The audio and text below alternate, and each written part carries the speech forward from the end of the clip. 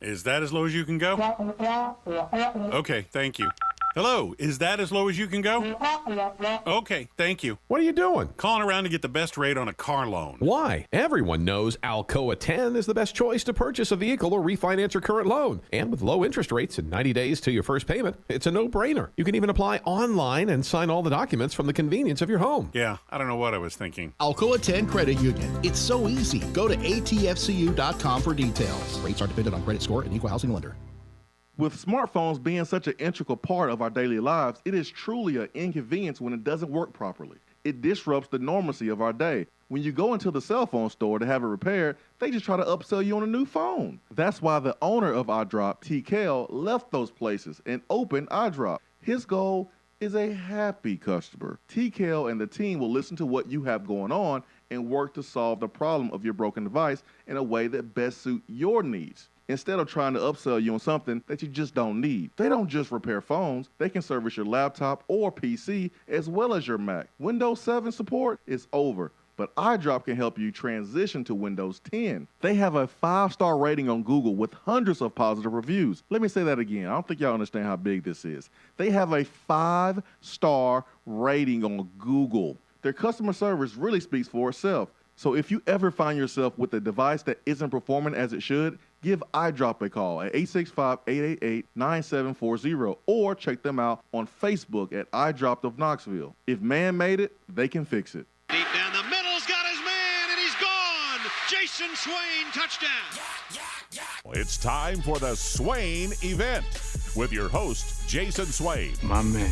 Real sports talk for the real sports fan. All you chumps are gonna bow when I whoop him. It's time for the Swain Event, fueled by Dead End Barbecue. Give me 2 pounds and a Ric Flair.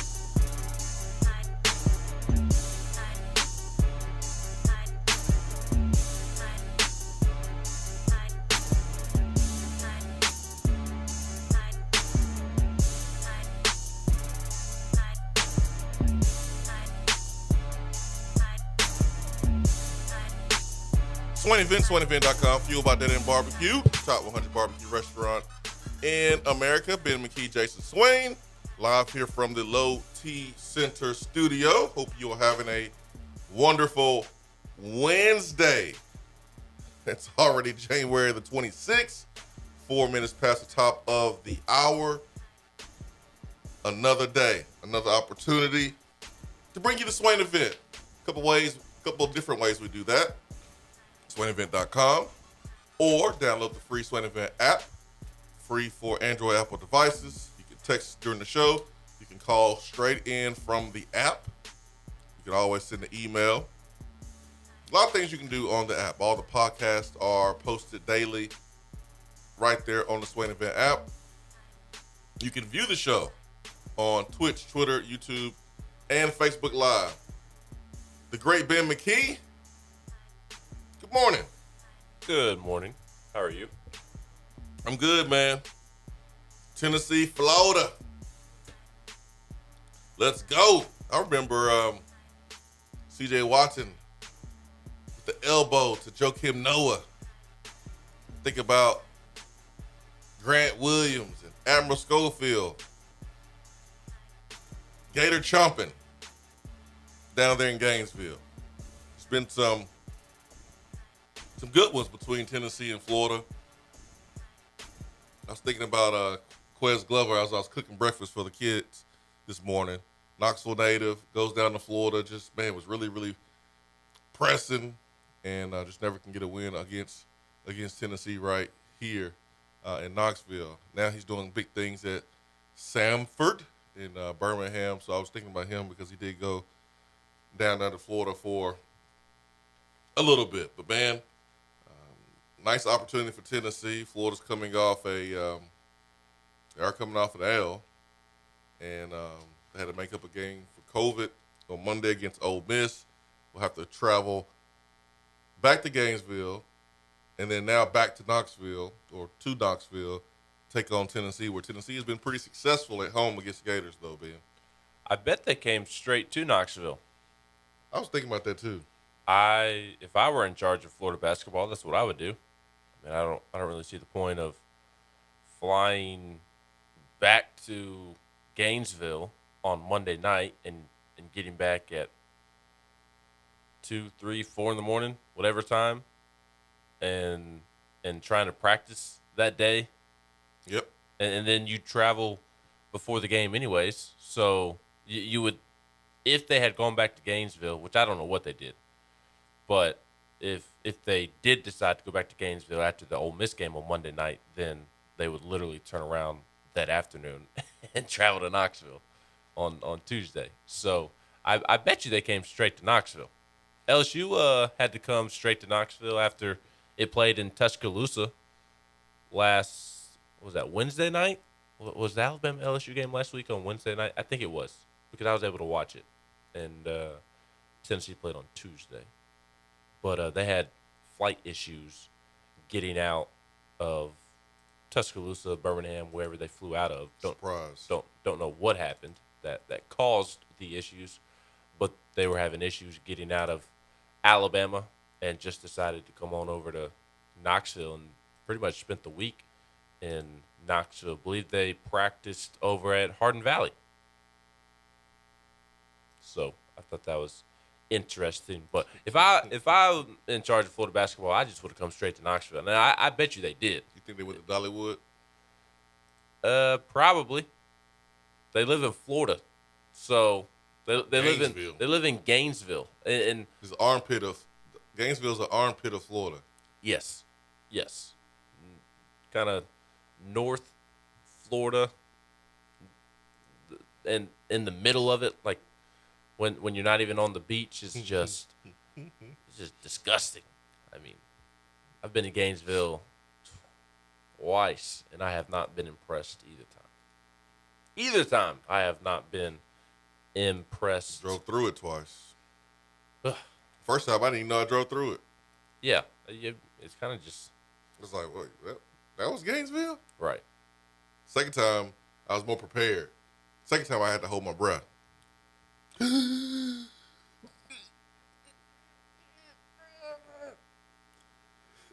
was me the second time driving through Gainesville. So if I lived in Gainesville, then I would definitely go to Dollywood or Gatlinburg, Sevierville.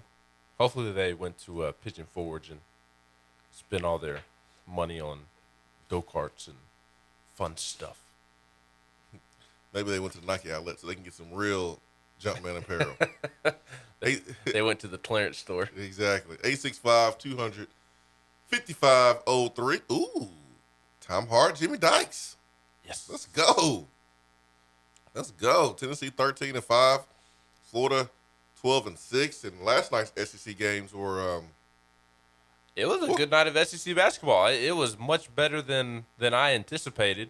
I did not see close basketball games coming. I did not see Alabama, Georgia being close. I did not see Auburn, Missouri being close. Kentucky, Mississippi State, I thought it would be more entertaining than the other two, but Mississippi State is a little banged up right now. I know Kentucky is too, so that contributed to it going to overtime. But, I thought Kentucky would win by 7-10 points or so. And that one went down to the wire, went to overtime, and then Kellen Grady hit some big-time threes in overtime to pull away for Kentucky. It was a good night of SEC basketball. 3 good games. If you put some money down last night, you did not win any money. I didn't put any money down. Yeah, you probably forgot, and I'm glad you forgot. Mm-hmm. I was cooking dinner, and we put some work in the gym after school, and then came home, prepare dinner. By the time I had dinner and make sure the girls took a bath and make sure they was in the bed, all that good stuff, it was too late to really sit down and like pick the games. I did think about rolling with the UCLA Arizona game, but UCLA. Who won? I don't know, man. I went to bed. Yeah, I didn't. I went.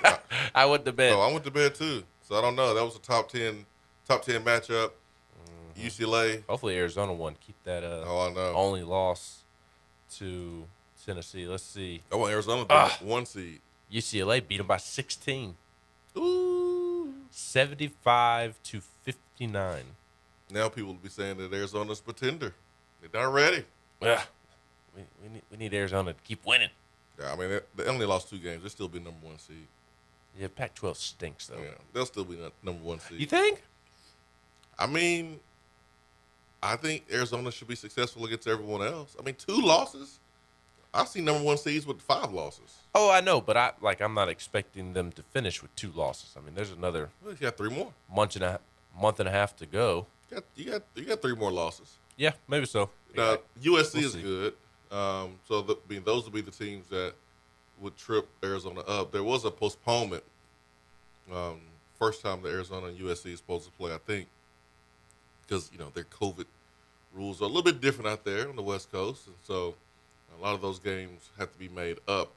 And we'll see if Arizona is able to come out on top. Hopefully they do, because that looks better for Tennessee, like you just mentioned. Yes, it looks better for Tennessee. Tennessee should have a pretty, not easy night, but Tennessee should be able to take care of business this week, tonight, against Florida. It's always weird, man. Florida game is weird. Tennessee got punked in Gainesville last year. They played after that, though, and then got some payback, if I remember correctly. Yeah, that was a blowout there, wasn't it? Yes. Oh, that was embarrassing. That was embarrassing. That was, aside from the Oregon State loss in the tournament, the worst loss of the season. Mm-hmm. Last night. It was. Or last season. Yeah. Yeah. Look, I know you didn't put any money down last night, but you can put some good money down today. Oh, I'm rolling today, man. With Action 247, because your Tennessee Vols hit the hardwood tonight against the Florida Gators. Yuck. And we've got college basketball all day long. You can bet yourself a nice little $25 parlay, Swain, with odds 200 or greater. And they'll give you a $10 free bet just because they're nice like that. So you can bet on the Vols with Action 247 tonight and make you some nice money. I plan on it. See, I'm gonna put some money on Tennessee, but it makes me nervous because every time I put money on Tennessee, it doesn't seem to go my way. What's the spread on Tennessee today? I have to check that out and see. You're not supposed to mess with your team, though, man. You're not supposed to bet with your team. But every time I bet against them, they win. So maybe I need to put money on Florida. I don't think that's good either, man. Florida's losing their best. Tennessee, 10-point favorites. Oh, man. 10-point favorites. I don't know if I want to mess with that one. I don't know. Florida has looked bad lately, but I don't know. Tennessee's just a hard team to get a gauge on. You just don't know what Tennessee team is going to show up. The reason why this game is weird is I like talking trash about everything Florida. But like, we're a big family first type of show, right? We believe in the power of family. Damn, Mike White being a coach in Florida and our AD is his brother.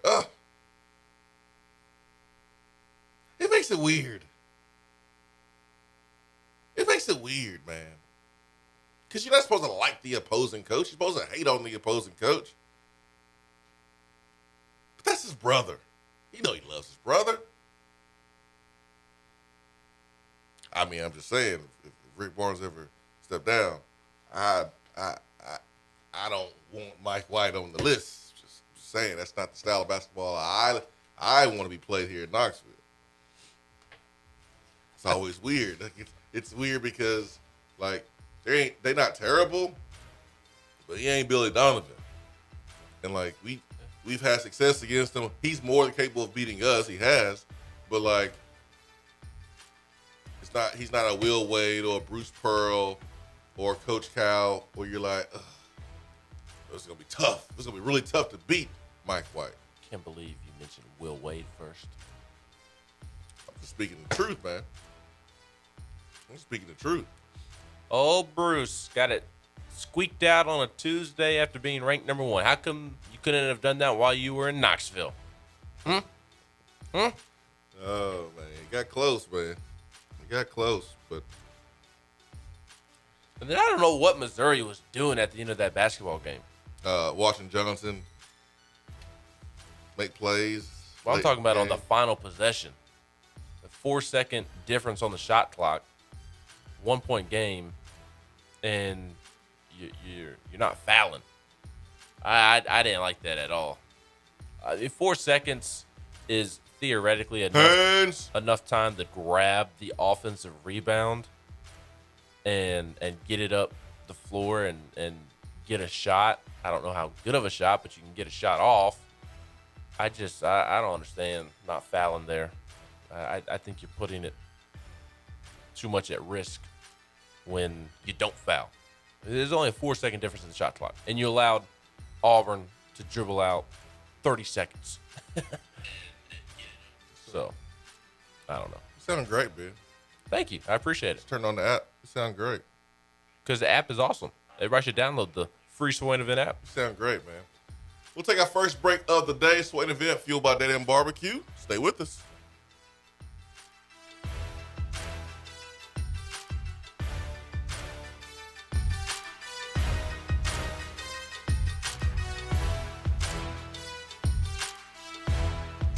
If you want to get in on the conversation, call the Iris Networks hotline at 865-200-5503.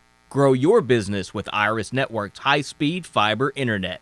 irisnetworksusa.com. Good morning, Swain Event crew. The new year is here and it's the 2022 East Tennessee real estate season. As I always do, I'm going to shoot straight with you. If you have a home to sell, then you need to give me a call ASAP. Inventory is low and I will get you the most money possible and more than you think trying to sell it on your own. If you are a seller that also needs to buy a home, you need to call me ASAP, as there are ways I can help you manage that situation and stay in your home until we find what you want. If you are looking to buy, you need to call me ASAP. You absolutely need someone on your side to help navigate the current waters, and you need someone that's going to do their homework and find homes that aren't on the market yet. Bottom line, you need to call me today ASAP. Jennifer Morris, Keller Williams Realty, 865-257-7897. If you are buying, selling, or considering investing in real estate this year, or email me at jennifermorris865@gmail.com. I hope to hear from you soon, and go Vols! When you start your own business, you know that branding can make or break a new venture. That's why Swain Event relies on 42nd Street. 42nd Street is a strategy agency focused on finding creative, open-minded, results-driven solutions to brand design. After over a decade of operations in East Tennessee, the brand architects at 42nd Street have the experience and creative know-how to ensure the success of your business branding, logo, web presence, and more. To see a real-life example of their amazing work, you can check out our website at swainevent.com. Don't trust the branding of your business to just anyone. Check out my friends at 42nd Street online at 42st.com or give them a call at 865-382-7007. 42nd Street, brand, strategy, design. JC's Tree and Landscaping Service specializes in quality tree work done at an affordable price. Trimming and removing trees are their specialty. They also offer other services like land clearing, stump grinding, crane services, and all of your basic landscaping needs for both commercial and residential. JC's will give you a free estimate and beat any written quote by a competitor to guarantee that you get the lowest price around. Don't risk your land with a fly-by-night service. JC's Tree and Landscaping is licensed and insured. Give them a call at 865-599-3799. Top 100 barbecue restaurant Dead End Barbecue is a no-brainer when you are craving the smoky flavor of quality Q. Dead End makes it easy to enjoy their fantastic menu with online ordering from Chow Now for pickup. Or if you don't feel like leaving the house, then have Dead End Barbecue delivered right to your door by Loco Knoxville or Bite Squad. Cheer on your favorite team with the best barbecue around. Check them out online at deadendbbq.com. Dead End Barbecue. The search is over. For a replay of each day's Swain Event TV, like us on Facebook.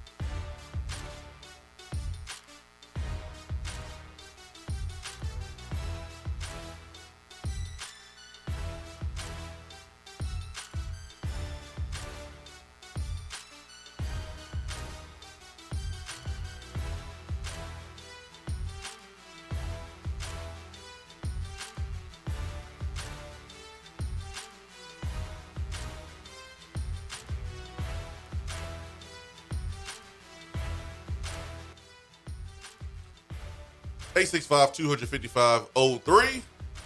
Irish Networks hotline. 90 days, no payment for business internet. You can always use the text box on the free Swain Event app. You can use the chat box here on YouTube if you're watching there. If you have any questions or comments, you can throw any shade towards Volstorm. Andy Mizuno golfer says Penny is going to be likely available soon. I'll pass. Yeah, I'm good. For many reasons. Yeah. LC Vol says, "No, man, blank Mike White. His play about killed Folky last year. Man, it wasn't. He didn't do it." Omar Payne threw out another elbow recently too. Illinois. Mm-hmm. Illinois played Michigan State. Beat them by a point. Ooh, I'm so glad I didn't touch that one, 'cause I sure thought about it. But man, I don't think Mike White ordered Payne to attack Folky. I think he did. I don't think he did. I would have liked to seen a public discipline, punishment. But I thought the SEC did not stand up and punish him like they would do anybody else. They just kind of did it secretly. When does the SEC ever do anything it is supposed to or should do? Hey, when the football season was in danger, the SEC stood up and saved a whole lot of people, a whole lot of money, man. But yes, they did. Absolutely. I'm more talking about like incidents that pop up during games. Yeah, I'm with you. If it's not one thing, it's another. And I really do like Greg Sankey. I think he is terrific. But there's some things that pop up within games that I do not understand how the SEC allows it to continue to happen or doesn't step in and do something or what have you. It's annoying. Real D from the 423 says, "Can you go ahead and cover the roster spot situation for Willard?" LOL. I'm gonna go home if that's the case. Nah, man. We came here to talk. We shouldn't have to talk in sign language for Willard to understand the roster situation at this point. I mean, it's Wednesday. We spent 3 shows on it. So, Austin came in yesterday and spoke a little bit about it when we asked him the question. So, if you don't understand it now, then you're just not gonna understand it. It's just too bad. This is what I would say. Hour 1 of Friday's podcast. You can listen on SoundCloud. You can listen on Apple. You can go back and watch the video on YouTube, on Twitch, on Facebook. There's many of ways to go back and listen to the show on Friday that does explain it for anybody out there who still does not understand it. It's real easy. Or you can go listen to Austin's interview yesterday like you just mentioned. Yeah, I mean, Austin's basically said the same thing that I've been saying, but sometimes you need to hear from a different voice. Sometimes that's more beneficial. It's all good. All good as long as people just understand the truth and not listen to folks that don't know what they're talking about, but have the loudest voices. That's the purpose. Vol Grizz Cub says Pearl to Louisville. I'm Bruce Pearl. Why would Bruce go to Louisville? Places like Tennessee, Auburn, LSU. It's a gold mine. Texas A&M. It's a gold mine for basketball coaches. It don't have to be UCLA. It doesn't have to be Kentucky. It doesn't have to be Duke. It doesn't have to be, Michigan State, the Blue Bloods. You get a Texas A&M. You get a Tennessee. You get an Auburn. You get a LSU. You get an Alabama. You know that fan base is rabid for football. Why? Because at some point during their lives, there was some big-time winning, and that sucked them in. All you got to do is win. The fan base is there. The support is there. The resources is there. You win, you're going to get 10% of that. 10% of that is a full arena every night.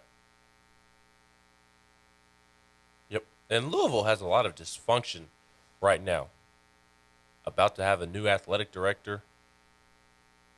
Football coach Scott Satterfield has been dealing with a ton of drama. Obviously, there's been a lot of drama with Chris Mack as well. There's been issues at the university level. Your biggest rival is 45 minutes east of you and better than you. Every single year. I mean, more people care about Kentucky than Louisville. And Bruce can overcome that in basketball at Auburn, but he can't overcome that in basketball at Louisville. And the SEC has been, in terms of basketball, has been a sleeping giant for so many years. And over the last couple of years, it's started to wake up. And it's the same reason that I've always preached about why Tennessee can invest into the baseball program. Oh, here you go. At a place like Tennessee, you have resources. You have enough resources to where you can invest in every single program on campus. Every single one. You can make sure football is squared away. You can make sure men and women's basketball is squared away. You can make sure baseball is squared away. You can make sure softball is taken care of, soccer, track and field, volleyball. Every sport on campus at a place like Tennessee can be taken care of properly, if not more so than a lot of programs and individual teams around the country. And that's the situation at nearly every single SEC school. Auburn, Alabama. They haven't been that great at basketball historically. Definitely kind of pre-Nate Oates and pre-Bruce Pearl. But they have the resources to win national championships because they're in the SEC. In the SEC, you can win national championships in every single sport if you put your mind to it. You can. You have the resources and the tools, the recruiting base, the money to go out and do it. And so why would you leave the SEC when SEC basketball, the stock in SEC basketball has never been higher, and it's only going to continue to grow. I truly believe that 10, 15, 20 years from now, I don't really know when, but at some point the SEC is going to be just as tough in basketball as it is in baseball and football and softball, and really these other sports in the SEC have kind of surpassed football, at least of late. Football has been very top-heavy, but the passion and the resources are still there. But like SEC basketball is going to be just as tough as SEC baseball and women's basketball and softball and football. This year, if not more so. This year, the only sport I think is tougher is baseball. Yeah, like, probably baseball and softball. Yeah, they're pretty equal. Yeah, this year, I mean, you have Auburn is at the top of the class. Kentucky is right there. Then you have like a hodgepodge in the middle, but you can mess around and get your butt beat by Vanderbilt. You can mess around and get your butt beat by Mizzou. Georgia. Yeah. Georgia. Shout out to Alabama. Tom Crean. Okay, I see you. But I like my main point. Like, I know Louisville historically has been better than Auburn basketball. Yeah. There's no doubt about it. But long term, I would rather have stock in Auburn than Louisville. Yeah, man. Louisville, just so much history. Denny Crum and winning a championship, and Rick Pitino winning a championship. There's a lot of great players that came from Louisville. They take pride. They take pride in basketball first. They've been successful under Petrino and Charlie Strong in football, but Louisville moved Chris Mack. I remember when Tennessee was looking for a coach, and they reached out to Chris Mack when he was at Xavier, and he was like, nah. But Louisville was able to move him. Why? Because maybe that prestige. But it looks like he is going to be on his way out. He has coached his last game, according to reports at ESPN, and we'll see who takes that job. We'll see who takes it.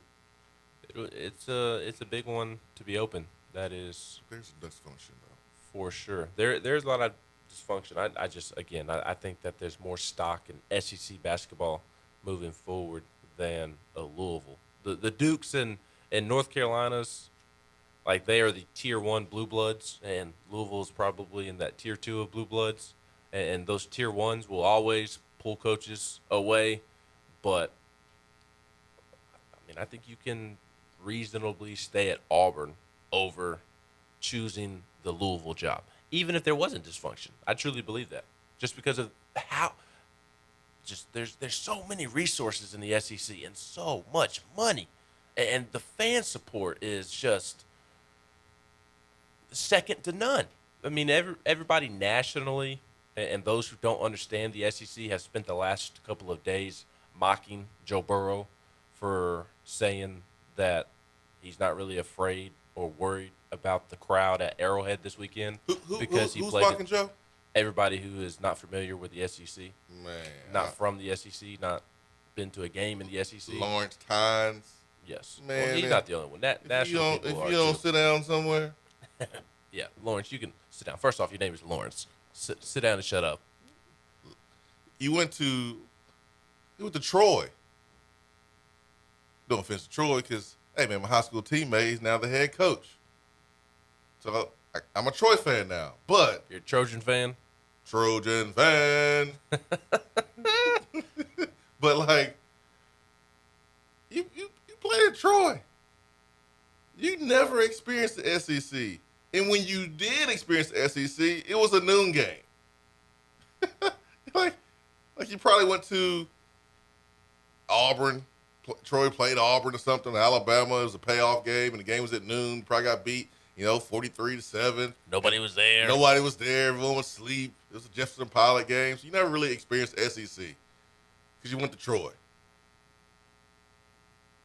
But it's not even close. No. It's like there's not one NFL game, stadium, that comes close to consistently being as loud as an SEC stadium on a Saturday night. The top teams in the league. It's not even close. Historical. It's not even close. Top teams. Shout out to Cole Cubitt for pointing out that Neyland Stadium is one of the best, if not the best. Yeah, Cole, my man.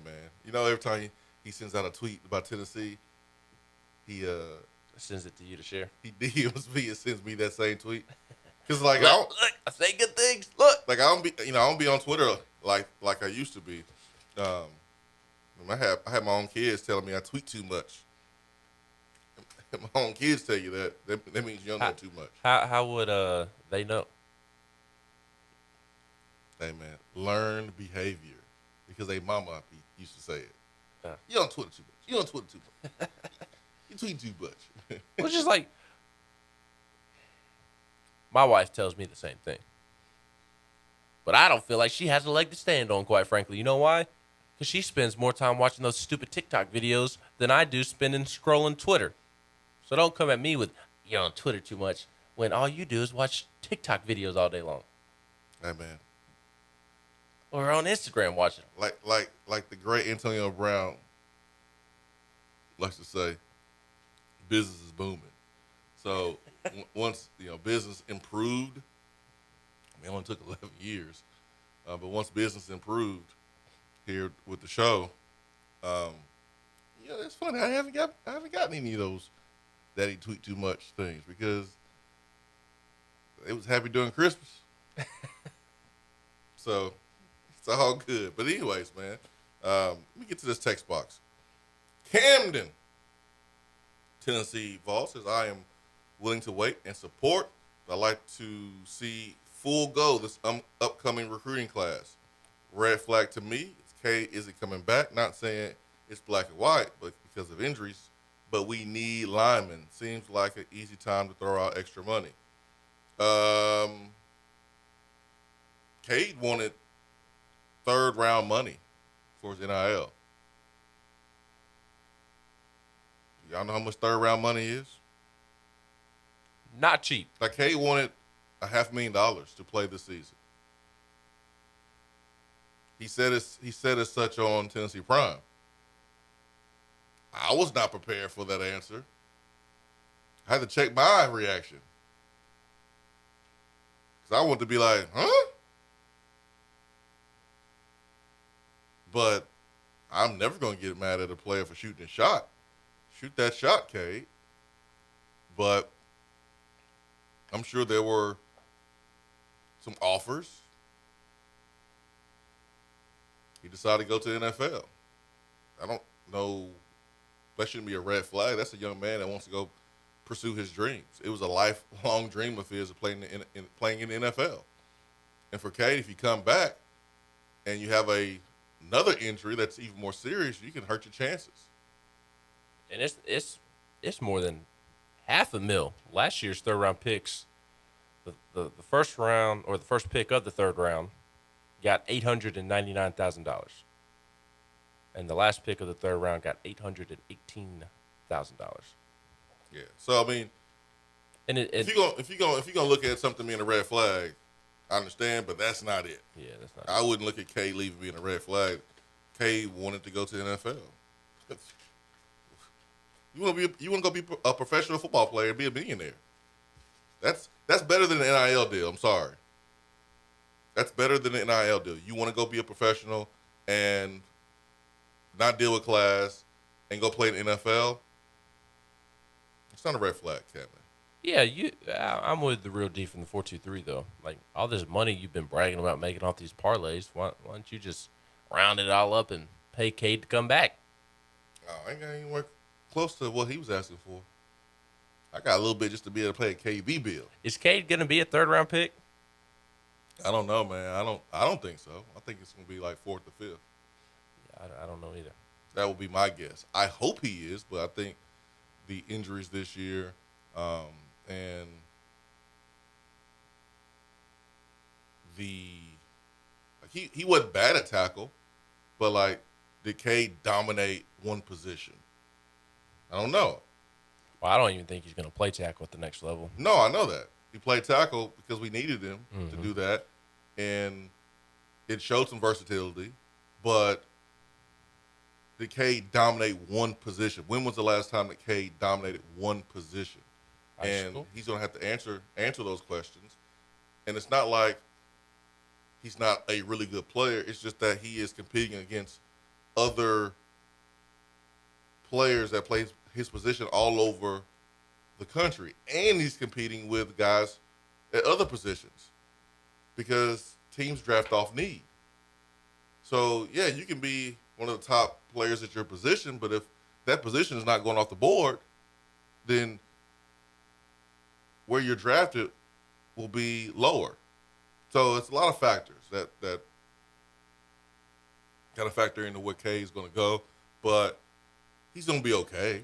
Yeah, and the whole playing tackle when he probably should have been playing on the interior, it's kind of weird because, like, in one aspect it hurt him because he's a better interior offensive lineman than a tackle, and would have been good for him had he been playing guard. But on the flip side, like, that versatility will also help him.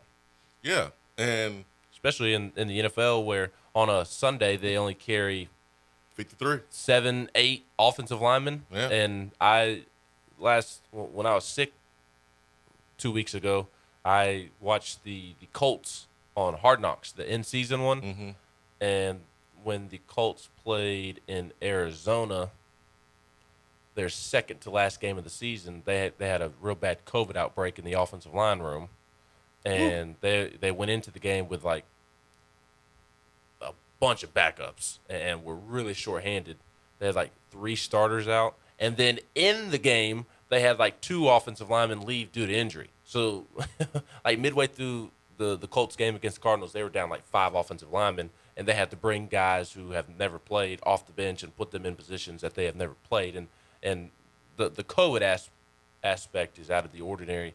But in terms of having to really shuffle things around, teams have to do that all the time in the NFL because they don't have 10, 15 offensive linemen standing on the sideline. So that can be a real benefit to Cade, that versatility of coaches being able to slide him in practically wherever. I mean, because I believe he played everywhere in college except for center. Like, took snaps in a game at every single position except center. And he might have taken snaps at center at Georgia. I can't remember. I know he took both tackle spots and both guard spots, and even came in as a jumbo tight end. So it's kind of weird because on one hand, probably should have been playing guard in a way that somewhat hurts him. But on the other hand, the versatility may outweigh the negative impact of should have played guard.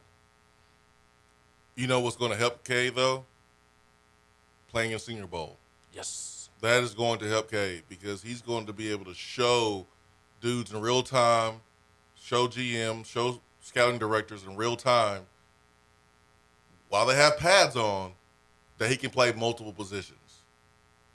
He's going to be able to do that.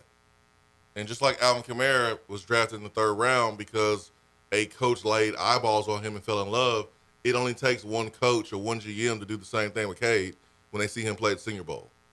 It only takes one team. So Cade's going to be okay. As far as draft position, I think he's going to be more 4 or 5. But he's going to be a guy that's going to play a long time as long as he stays healthy because Cade is really, really smart. And who cares where you get drafted? I know there's a big difference in money and in between a 2nd and 3rd round pick and a 5th, 6th, 7th pick. I do recognize that, and that is, the primary concern. But Trey Smith was a 6th round pick, and he's on the all-rookie team. And when his rookie contract is up, he is going to get paid. Major. Trey Smith is going to get paid. And I mean, he should be what Ramon Foster was in Pittsburgh. I mean, Trey Smith should be in Kansas City for 10, 12, 15 years, however long he wants to play football. Sure. And he will make a Pro Bowl at one point. He may even make an all-pro team. And I mean, that is some good money right there for an offensive lineman if you make those teams. And who cares if you're Cade Mays and you go in the 5th round and maybe you should have gone in the 2nd or 3rd round? Because if you go out and ball out like Trey did this year, everything else will take care of itself, and you'll make up that money on the back end. Yep. Cameron says he get it with Cade. I just want to see us recruit at an elite level again. I want to see us overpay. Easy to say since it ain't my money, but still, tired of being a punchline. We're a punchline because of on-field stuff. And I think Camden, Tennessee is bringing up some legitimate concerns and bringing up a really good point. And he is sharing with us, I think, what everybody wants to do, and that's recruit at a high level. But how do you do that? From where Tennessee was last year to where we want to be recruiting. How do you do that? What are some realistic expectations What's a realistic game plan? I was thinking about this yesterday. I really was. So I'm glad you brought this up, Camden, Tennessee Vols. Because let's touch on that when we come back. We got Attaboy. We got touchdown turnover. Hour 2 is around the corner. Thanks for making the Swain Event part of your morning. We'll be right back.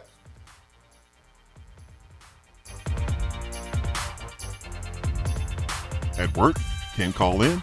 Don't feel bad. You can talk to the guys on the text box. It's part of the free Swain Event app. Top 100 barbecue restaurant Dead End Barbecue is a no-brainer when you are craving the smoky flavor of quality Q. Dead End makes it easy to enjoy their fantastic menu with online ordering from Chow Now for pickup.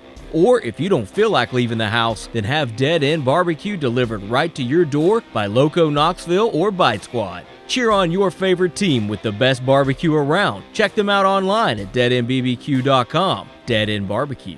The search is over. Litter is a big problem in Tennessee, but together we can do big things.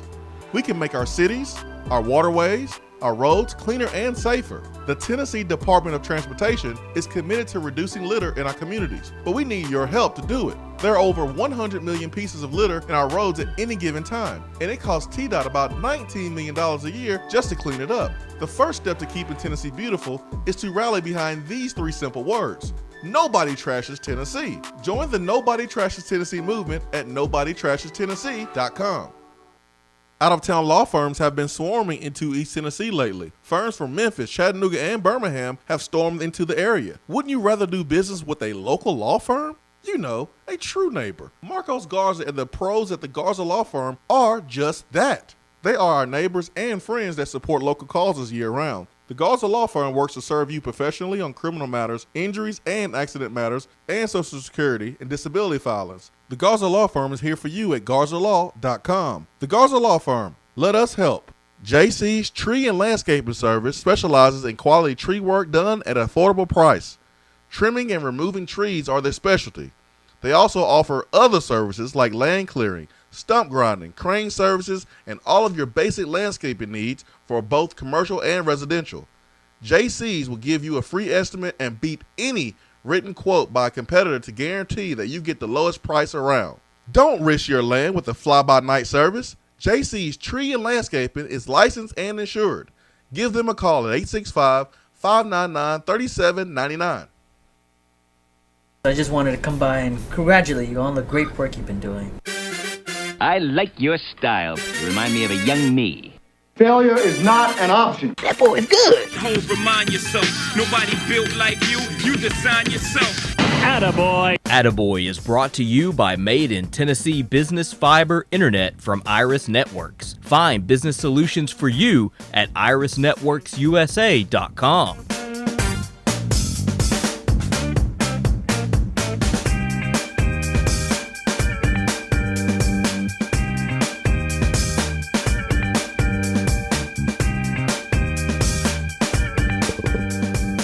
SwainEvent.com, fueled by Dead End Barbecue. It's time for Attaboy, where we highlight positivity. And Attaboy is brought to you by Iris Networks USA.com. That's their website.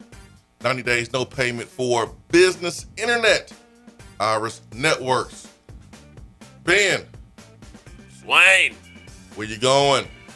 Back to Trey Smith. Mentioned it before the break, but needs to be mentioned again, and he gets today's Attaboy. And that is because he was named to the Pro Football Writers All-Rookie Team. All 2021 rookie team as a guard. He and Elijah Vera Tucker were the 2 guards along the offensive line. The other notable names on the All-Rookie team, quarterback was Mac Jones. Running back was Najee Harris from the great Pittsburgh Steelers, along with Javonte Williams from the Broncos. The receivers were Jamar Chase and Jalen Waddle. Kyle Pitts was the tight end. Creed Humphrey, who also plays for the Chiefs, was the center. Rashawn Slater and Penei Sewell were the tackles. On defense, it was Christian Barmore from the Patriots. Odafe Owa with the Ravens. Kwity Paye with the Colts, Jalen Phillips with the Dolphins. At linebacker, it was Nick Bolton for the Chiefs. Baller. Jeremiah Owusu-Koramoah for the Browns. Micah Parsons from the Cowboys. At corner, Greg Newsome and Patrick Surtain, the second. And then at safety, it was Javon Holland from Miami and Trayvon Morig from the Raiders. Do you want to know who the kicker was on the all-rookie team? I'm sure some Auburn and Florida players. Florida, Evan McPherson from the Bengals. You want to know who the punter was? Pilardi. Nope, he's not a rookie. Oh, yeah. Who was it? A brother.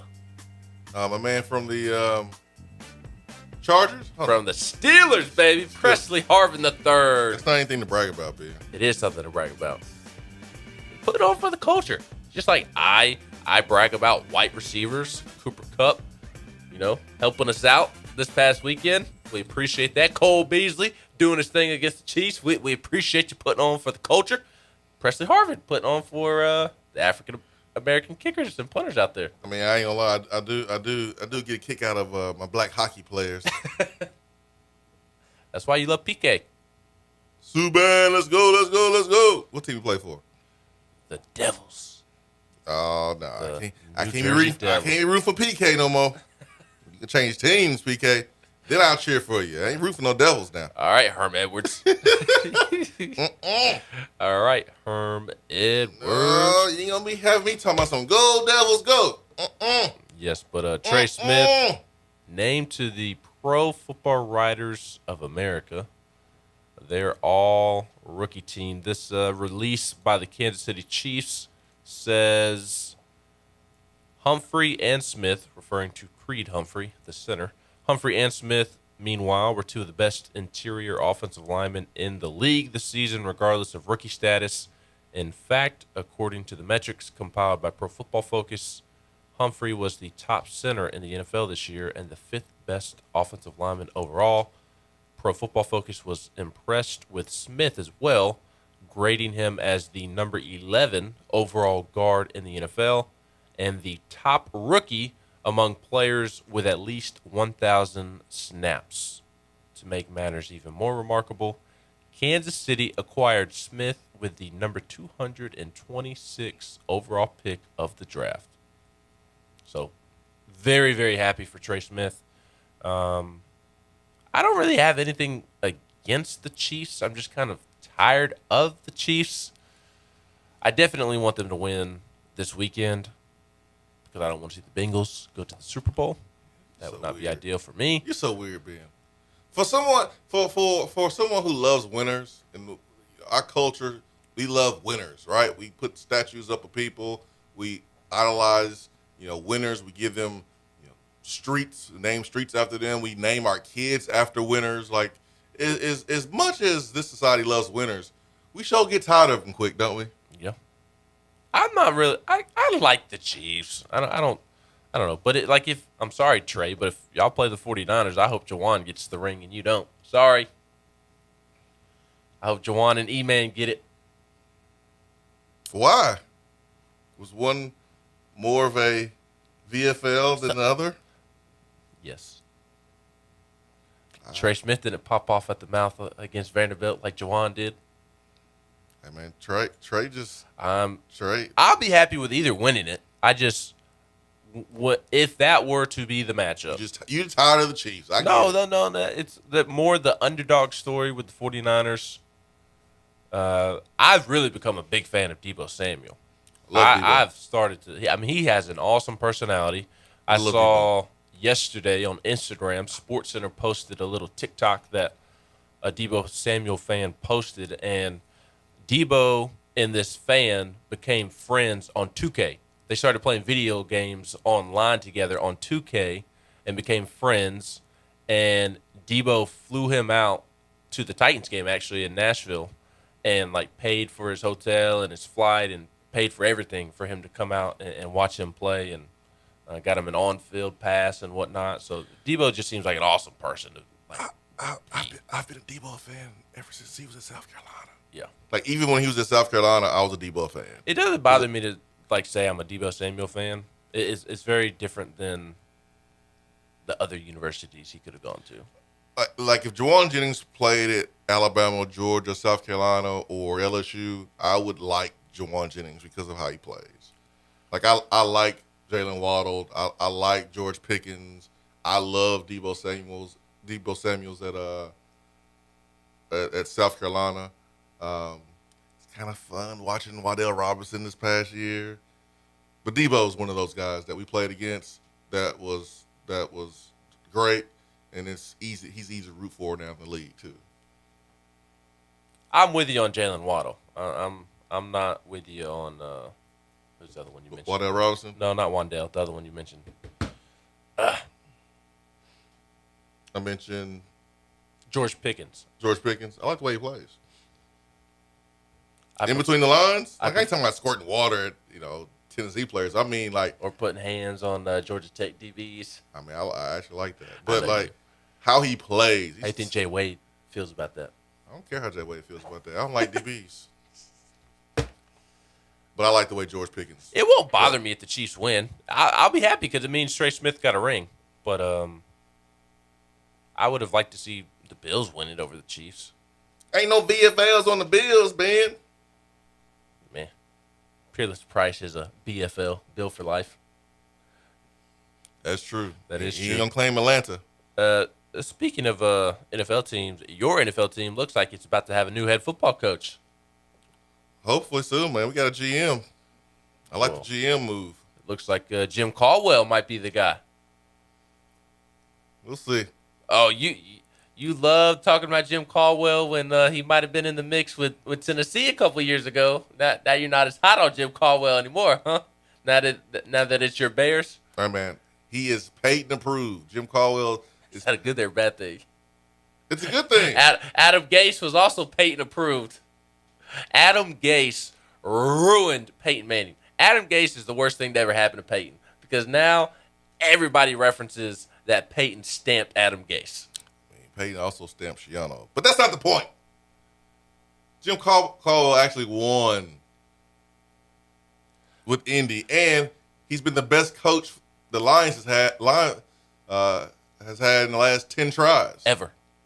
Probably ever. You're right. Look at you talking yourself into it. He's a good coach. A second ago, you were like, man. I mean, I'm mad, but he's a good now coach. Like, Jim Caldwell's a great coach. I think it would be. He's a good coach. He is. No, I think it would be a legitimately good hire for the Bears. It's not a sexy hire, but if he gets that job, I think it's A, good hire, and then B, if he can go out and get a really good offense coordinator, that's what's it becomes an even better hire. I think Jim Caldwell would do really great things for the Bears, and it would be nice for you, like the cherry on top, stick it to Lions fans because they fired him before they should have. I don't want to stick it to Lions fans. Yes, you do. I prefer to stick it to Packers fans because they actually matter.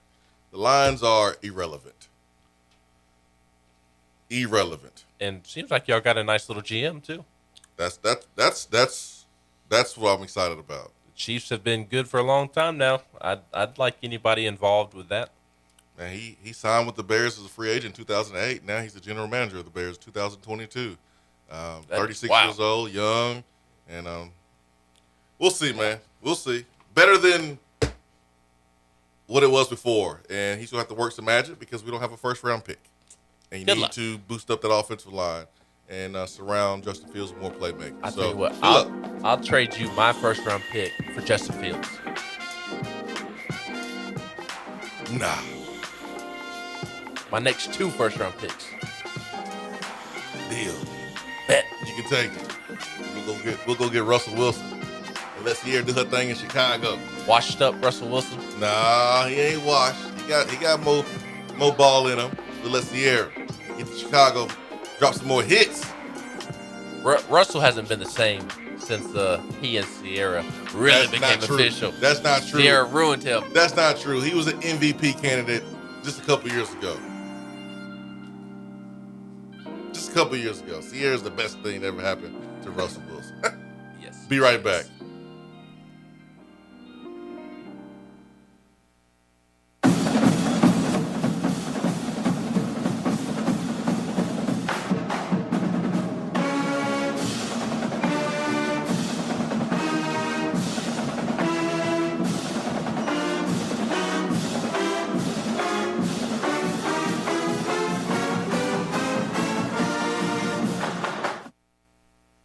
In this day and age, the way we work is changing and evolving. Businesses still moving forward despite your work location changing and supply shortages affecting a number of different areas. Office furniture is not immune to the halt in the supply chain.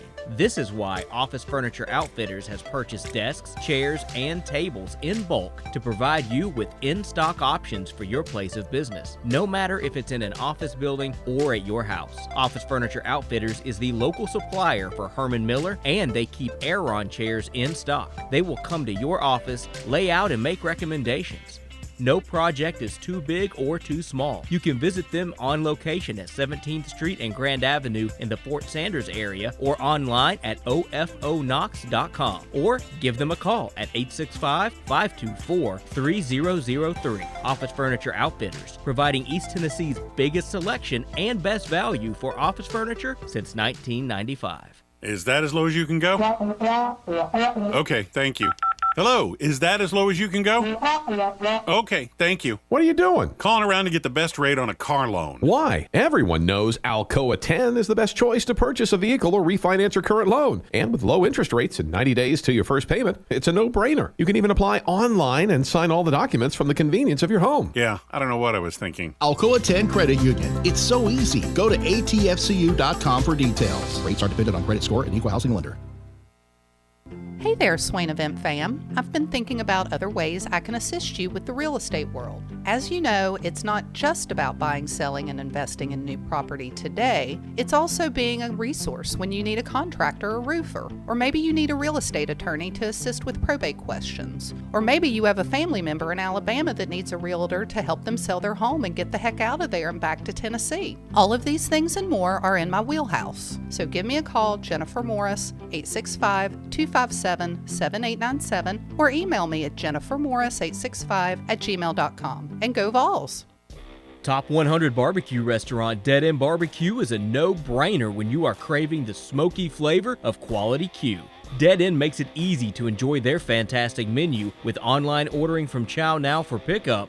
Or if you don't feel like leaving the house, then have Dead End Barbecue delivered right to your door by Loco Knoxville or Bite Squad. Cheer on your favorite team with the best barbecue around. Check them out online at deadendbbq.com. Dead End Barbecue. The search is over. Touchdown or turnover is backed by Alcoa 10 Federal Credit Union, a place where you belong.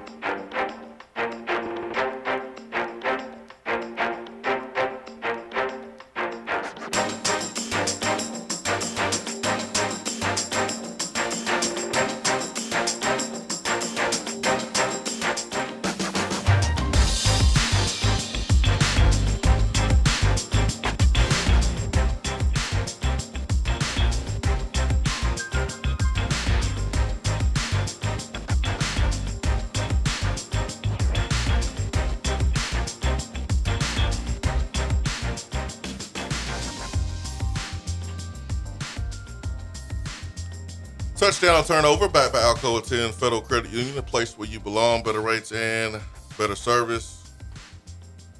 ATFU.com is the website. Okay. Tennessee, Florida tonight. There's been one player for Tennessee that we can say that has been consistent from the opening day to this point. One guy. Uno. Kenny Chandler? No, Uno is one. Oh, I thought you mean like Uno jersey number. No. I don't know how to say 25 in Spanish. I don't either. Uno, dos, tres, cuatro, siete. Five is siete. Uno, dos, tres, cuatro, cinco. No, cinco. Yeah, cinco. Yeah. I'm an idiot. Cinco de Mayo. As you all know. So what would that? It'd be dos cinco. Would that be 25? Dos y cinco. Sure. Sure. One guy that's been consistent for Tennessee, man, and that has been Santiago Vescovi, who right now is averaging 14 points per game. And on his heels is Kenny Chandler, averaging 13.3. touchdown turnover tonight, Vescovi will be the leading scorer for the Vols. 25. What's that? 25. 25. 25. I do not miss Spanish class whatsoever. Me either. Me either. What you got, man? I'll say touchdown. I'm just not willing to put pretend money on anybody else. I don't really trust anybody at the moment. And you're right. He has been the most consistent player from game 1 to game whatever we're at. He has been Tennessee's best player, quite frankly. And Tennessee needs him to shoot the ball like he did against LSU on Saturday in order to have success. And he seems to really be in a groove right now and really playing with a lot of confidence and a lot of swagger. And I think he will be Tennessee's leading scorer tonight for two simple reasons. He's been the best player, the most consistent player this season. B, I don't trust anybody else to come out and be the leading scorer. I mean, that's probably what I would do.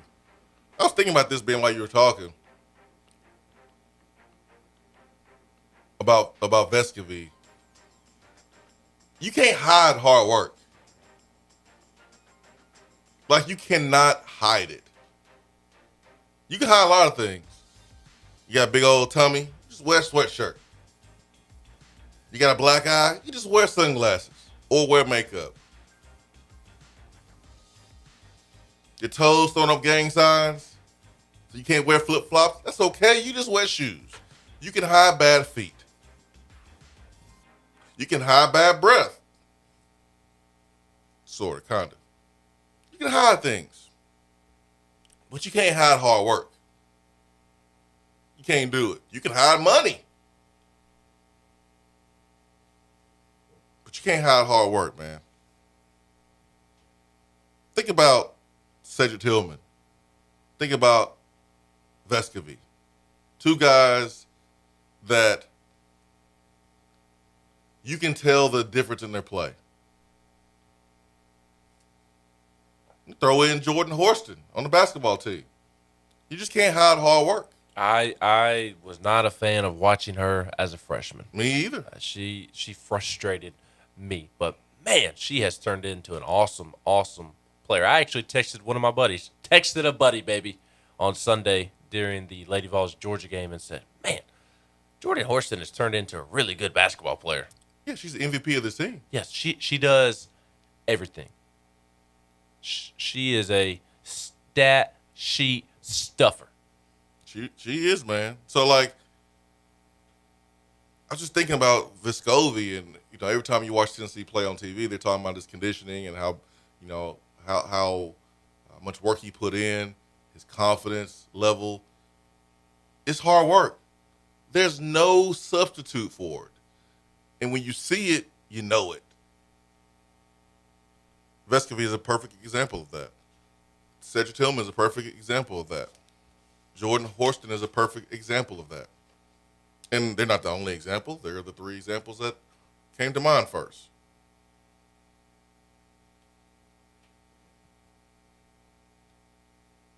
Will Vescovi be the leading scorer tonight? I'm going to go turnover. You gonna pick Urosh? No. Big Roche? I'm not. Do you think Urosh gives an elbow to a Florida player in retribution for John Folkerson last year? What you think? Yes. What you think? It's going to be physical, man. This game's always been physical. That's not what I asked. I didn't ask if it was going to be physical. I asked if Urosh was going to throw an Omar Payne elbow to a Florida player. You ain't said Omar Payne elbow at first. You said an elbow. Well, I was referencing the Omar Payne play. No, he's not going to do that. In retribution for John Folkerson. No, he's not going to do that. He might. Would you be surprised if he did? I would not be surprised if he did. But I wouldn't either. He shouldn't do that. And I don't think he would. He just not start playing a lot. Don't mess it up by getting yourself in trouble. I'm with you. He knows better, and he is not that type of player, but he is a certified maniac. He forgets where he is. He just snaps. I like it. And so, like, I don't think he's a dirty player. He's not that type of person. He is a good person, but it also would not surprise me if he just snapped and blacked out and right in the throat of Colin Castleton. I'll be surprised if he does that. He is an edgy player.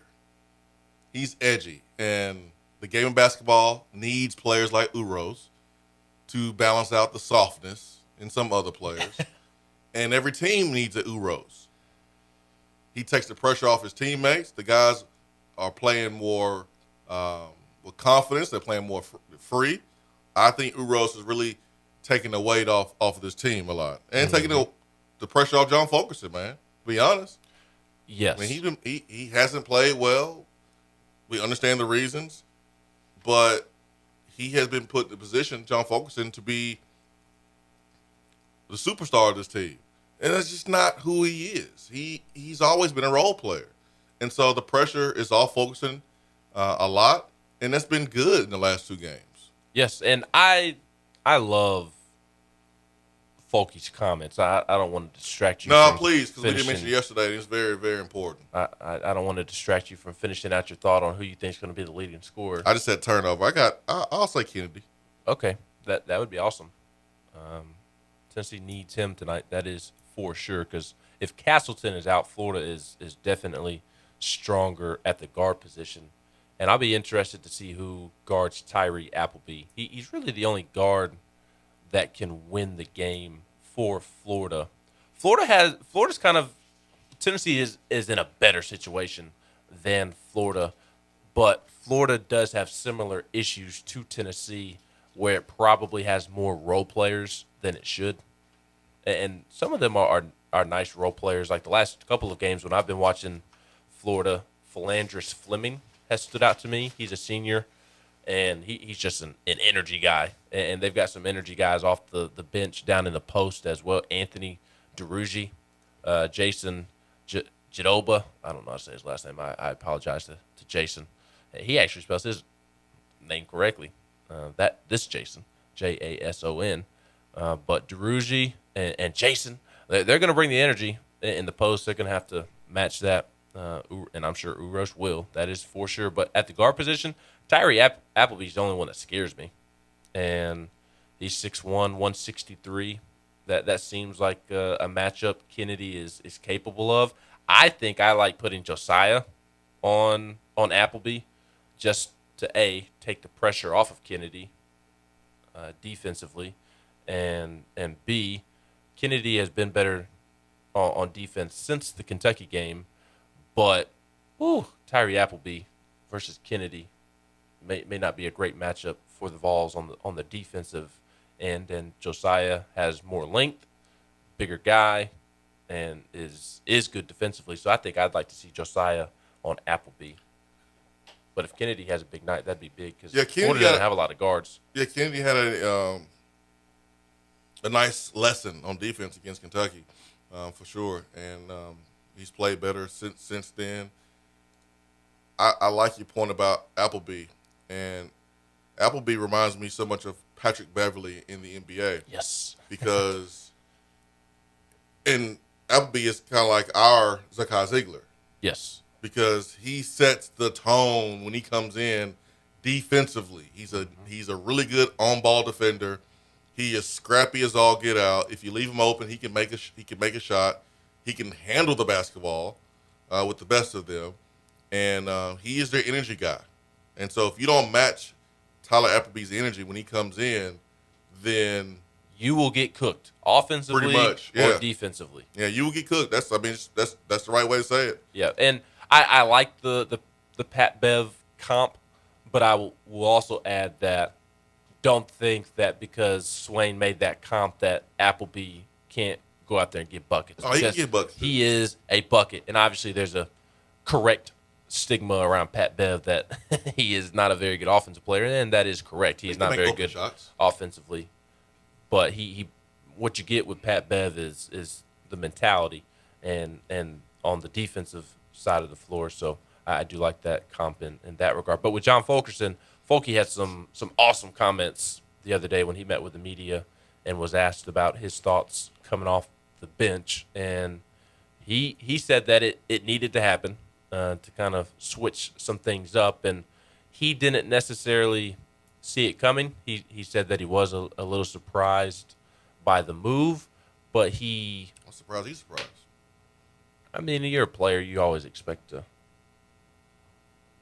start, especially when you've been starting. Do you not? Not if you're playing bad. Yeah, but John Folkerson is a little bit different in the fact that he's been here forever and has been starting for a long time. I understand that. I understand Folky being surprised. Like, he was playing bad, and it was a good move by Rick to do so. But like, I also understand Folky being surprised. He's been in the starting lineup for like 3 years now. I'm surprised he's surprised. That's all I'll say. I'll let you continue. But I thought he had great comments after he said that he was surprised or that he did not expect it. And it's a good lesson for every athlete out there, in my opinion. And Folky said that although I can't say that I was expecting it, I trust Coach. And Coach has been doing this for a long time, and he knows what is best for this basketball team, what is best for me, and I'm going to trust him in that decision and just go out there and play my role the best way that I can and try to be an energy guy off the bench. And credit to John Folkerson because he has looked better since he went to the bench. And credit to Rick Barnes, that move has paid off the last 2 games since the move was made. It worked against Vanderbilt. It worked against LSU. I would expect for it to work tonight against Florida. But I thought those were really good comments from John Folkerson, and a lesson for athletes out there. Like, it may not go your way, but you still need to buy into the team and buy into your role and not be an issue if things don't go your way. For sure. I love John Folkerson's comments. I loved his media time. I think it's a great lesson, and I know John Folkerson will respond, and there's going to be a game coming up soon that we're going to need him to play well. And there's going to be a game, I think, in the near future where he has a chance to be the leading scorer and will be the leading scorer. Every game, you have different matchups that go in your favor, that may not go in your favor. And you are expected to, when the opportunity arises, understand your advantages as quick as possible and exploit them as much as possible in the course of a basketball game, in the course of a football game, or whatever. And John Folkerson is going to be in a position where he's going to have an advantage over the person guarding him. And he's going to have to play well for Tennessee to win. Yep, I completely agree. I think in order for Tennessee to reach its full potential, John Folkerson needs to be more productive and return to being John Folkerson. I don't think he's completely there yet. He's played well the last 2 games, but I still don't think he is maximizing all of his ability. Not saying that he should necessarily be an all-SEC player or win some major award at the end of the season, but like I don't think he is necessarily 1,000% a bench guy. It's weird because I think he can give more than just being a role player off the bench, but I also don't think that he can be your best post player. Does that make sense? It does. I think he's somewhere in the middle. So I think he's getting back from the COVID stuff. Rick said that this week, and Rick pointed out that he has played well the last couple of games and really played well against LSU and did what the coaches asked him to do. So in order for this team to reach its full potential, Folky's going to have to continue to regain form and give more. I think Brandon Huntley Hatfield is going to have to come to life in order for Tennessee to reach its full potential. I think Olivier, it'd be great if he could take a step and be more efficient, be more productive. And, I like play and not talk back to yes. Like, Rick. Why are you yelling at Rick Barnes in the middle of the game while the play is going on? You're not going to win that battle. You're not going to win that. That is not the time Get him out of there. Get or him, the get play. him. I don't know if what happened for those who did not notice on TV or in person and did not notice. Olivier messed up. Was it on defense or offense? I can't remember which side of the ball. It was the first half, so it would have been. I'm not sure. I think it was defense. Something went wrong defensively, and Rick thought it was Olivier's fault. I don't know if it was or not, but Olivier did not think it was his fault and tried to make an excuse to Rick right there in the game, on the floor while the game was still going on. And everybody was transitioning to the other side of the floor, and Olivier's going back and forth with Rick. Again, I don't know who was wrong, who was right in that situation. But if you're the player, you're never right in that situation, in that moment. That is, you say that for film and practice and ask questions or try to give an explanation then. Halftime or timeout, maybe. But I think Olivier's been playing well defensively. I think, but again, in order for Tennessee to reach its full potential, they're going to need more from him on the offensive end to be more efficient and more effective, because, and I say that about those three other post players because I'm not completely bought into Urosh just carrying the post players the remainder of the season. I'm kind of in the middle in terms of buying into this version of Urosh. Like, I absolutely believe that the energy and the effort, that is a real deal thing that has benefited Tennessee. But in terms of production as a basketball player, he has benefited the last two games from not really dealing with a post presence. Vanderbilt does not have a post presence that can give anybody issues. LSU has Darius Days, but even he's kind of a smaller post player, and he was banged up. And so LSU didn't really have a post player. Tari Eason, he's a freshman and plays like a freshman. There's not much there to give resistance to Tennessee's post player. So I think he has benefited from the past two games of a lack of a post presence by the opponent. Tonight, he will be tested tonight because Colin Castleton is obviously Colin Castleton, and he is a very good basketball player and will give him issues in that regard. But the other two, DeRougie and Jason Jabota off the bench, like, they will match his intensity and effort. They'll be physical. They'll be physical. They'll be physical, and they'll be effort guys. And if Uros and Olivier or Uros and Hunt, BHH or Folkerson and whoever the combination is, post, if you're not matching that physicality, then they will punk you on the glass, man. Those they've always had, strong, athletic big men. You look at Patrick Young, who's covering SEC basketball now, and when he was at Florida, he was that Dwight Howard light with a better offensive game. You better match their physicality, or like I said, they will punk you on the glass. Yep, and with Urosh, like, I'm not even worried about him getting punked. Like, if Urosh doesn't succeed, it's not going to be because of effort and intensity. It's going to be because of pure basketball skill. And that is what I'm curious to see how it plays out. How will Urosh perform from a skill standpoint moving forward tonight against some physical post players that haven't been there the past two games, and as you play some other teams down the stretch that have legitimate post players.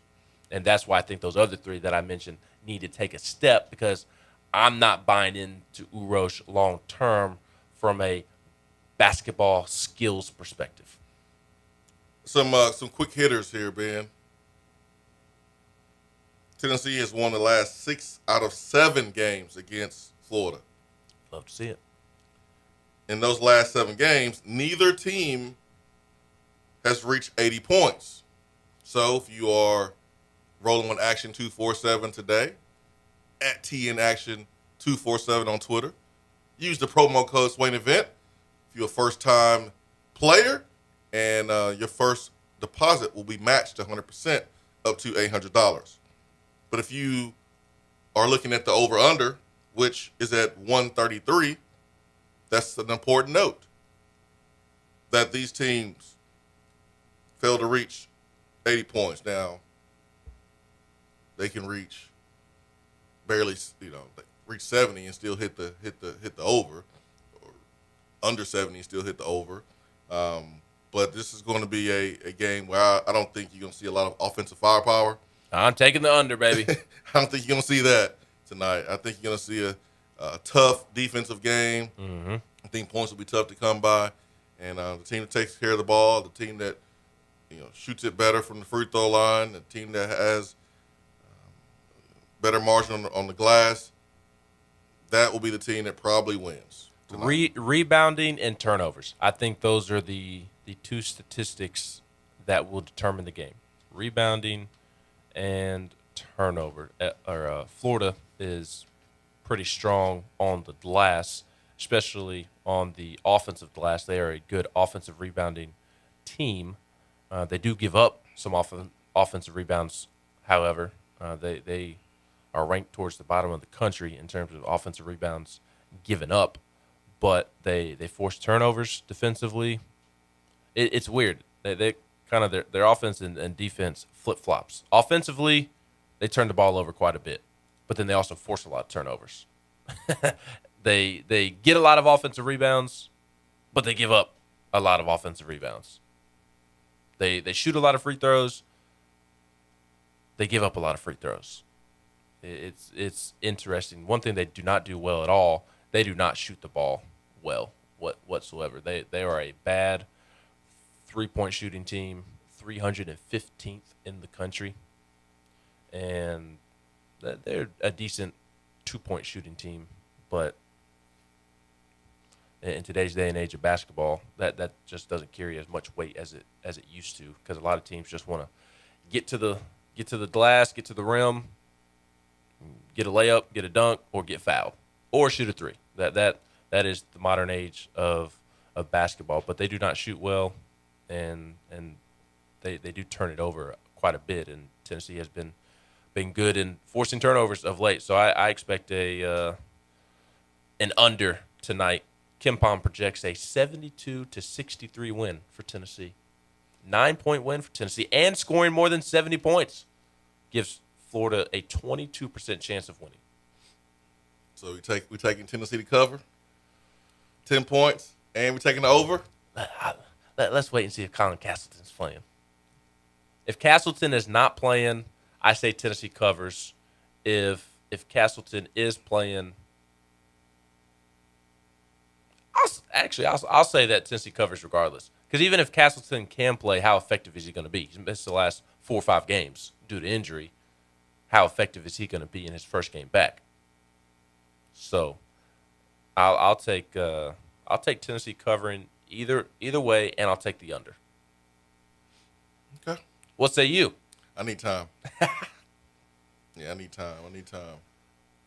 I'm looking at Austin Price's tweet from yesterday.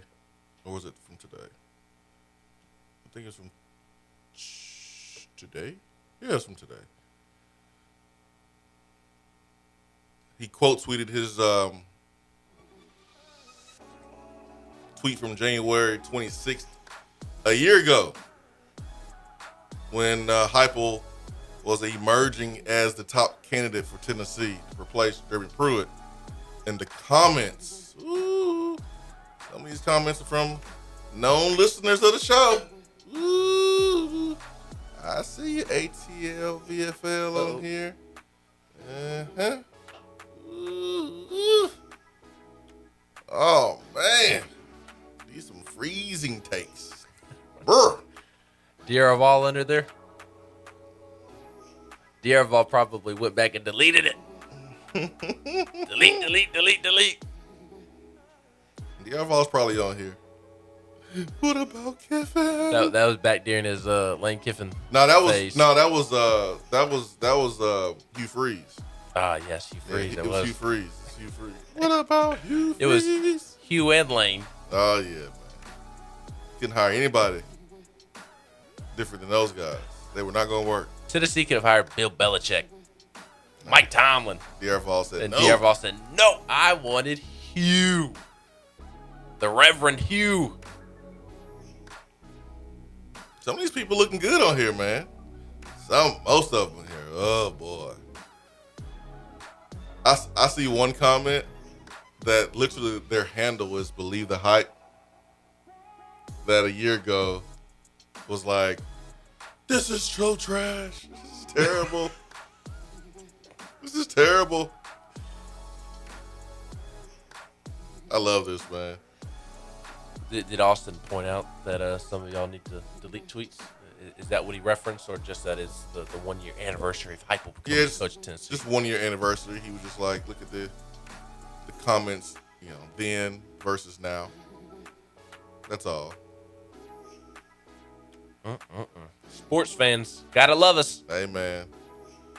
Emotion and passion. Oh yeah. So the Believe the Hype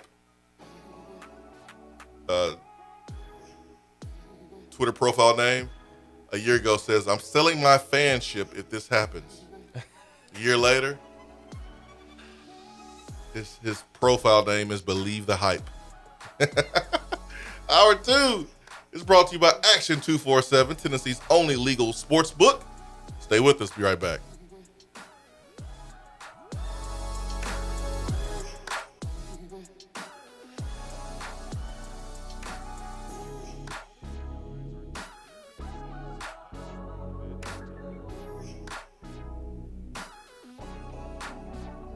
While the other guys are taking guesses, the Swain Event is taking you behind the scenes and in the huddle every morning from 7 till 10 right here.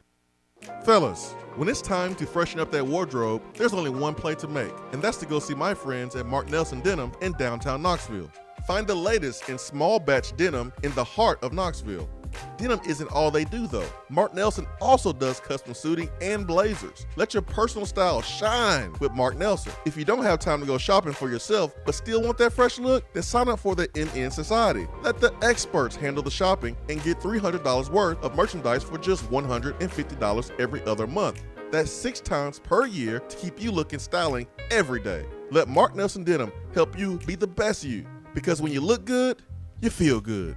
Go to marknelsondenim.com. When you start your own business, you know that branding can make or break a new venture. That's why Swain Event relies on 42nd Street. 42nd Street is a strategy agency focused on finding creative, open-minded, results-driven solutions to brand design.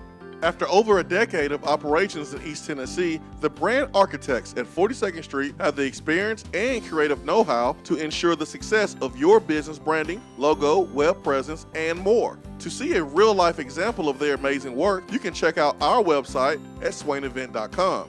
Don't trust the branding of your business to just anyone. Check out my friends at 42nd Street online at 42st.com or give them a call at 865-382-7007.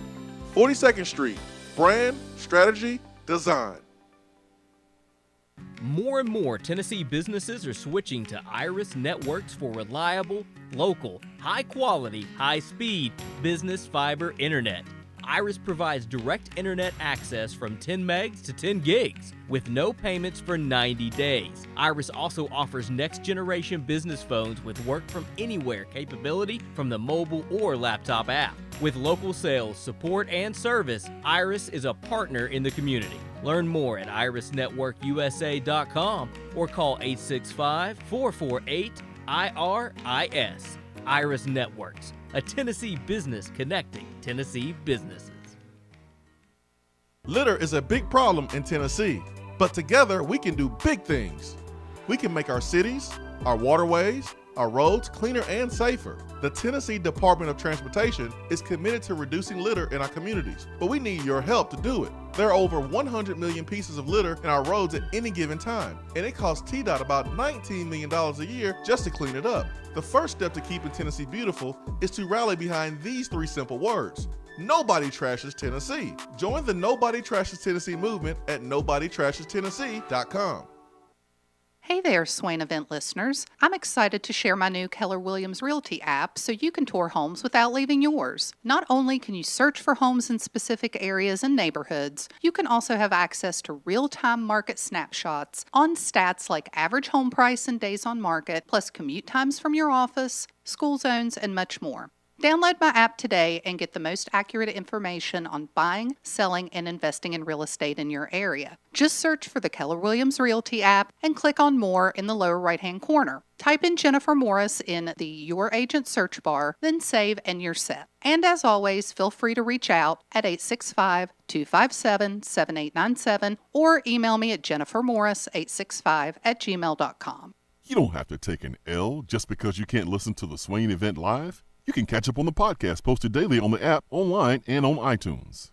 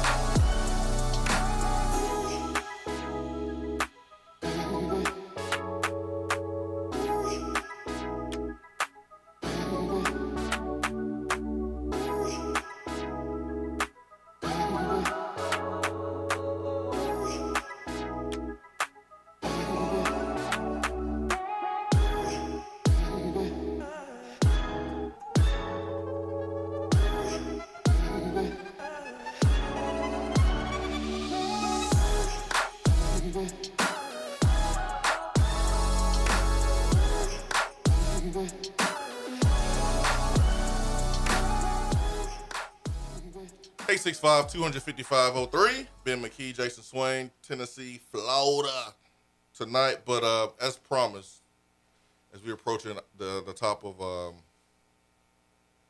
the hour,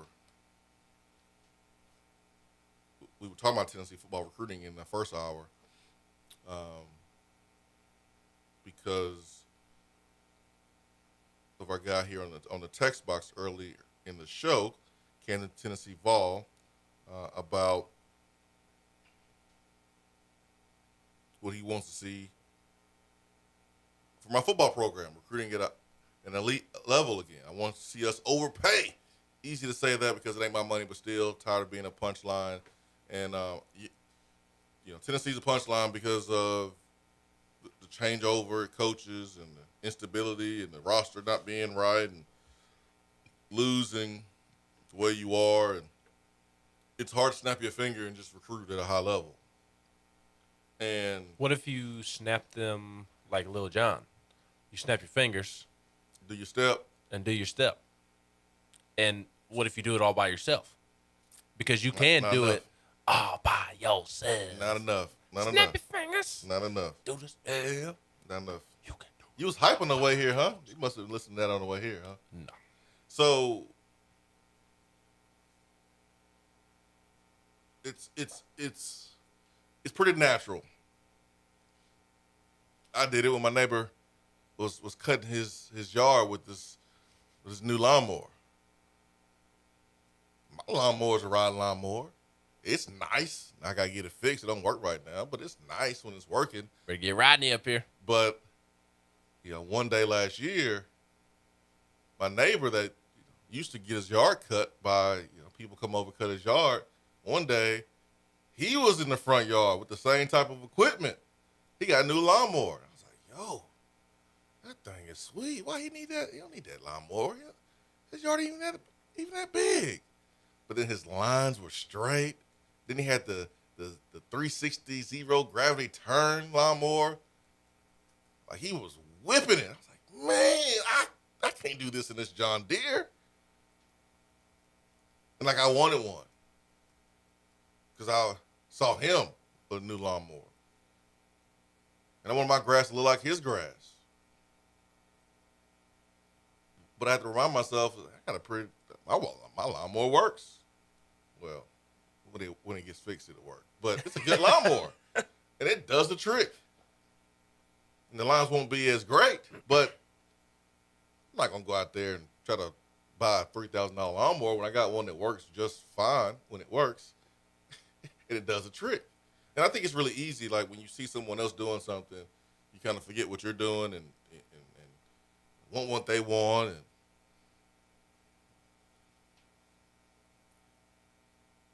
Texas A&M right now, man, they got the number one ranked class ever, like in history. But it's not like it was Jimbo Fisher's first year. It's not like this thing happened overnight for Texas A&M. And we don't even know what they're going to do with that class, to be honest. But they've got some who are not deserving of their ranking. Yeah. But Jimbo Fisher's first year was in 2018, man. And, looking at 247's rankings, sorry, Ben. But how dare you? How we your friends? It was the first thing that came up. You're just a bum. And Texas A&M was 17th in the country, first year, 4th in the country, second year, third year, 6th in the country. Last year was 8th. So they have had a top 10 class for 4 consecutive years. When you add this past one in. 4, 6, 8, and now number 1. In Heupel's first year, this class, after NCAA stuff, and I mean, he pulled a 16th rated class in the teens. Now, I don't expect Tennessee to be top 5 in recruiting this year, but I do expect Tennessee to be better. And it's not an overnight deal. Because if you're Texas A&M, you got more money than anybody. You could have done what you did this year with NIL money. You got the same amount of money now as you did 4 or 5 years ago. You could have paid for the class just illegally if you really wanted to. But if Jimbo Fisher would have done this in his first year, that would have raised immediate red flags and really been easy to catch up Texas A&M. Isn't that what Hugh Freeze did? That's what Hugh Freeze did. He just was doing too much too early. And what Lane Kiffin did when he was at Tennessee? Too much too early. Like, your first year, you got a player to sign that didn't take a visit? And come on, man. The number 1 overall player in the country. Like, yeah, come on, man. This is too easy for the NCAA. It's too easy. It's too easy for other people to tell on you and back it up. It's too easy. You got to win a little bit, man. You got to win. Kids want to see on-field product. Tennessee's had 1 season under Josh Heupel.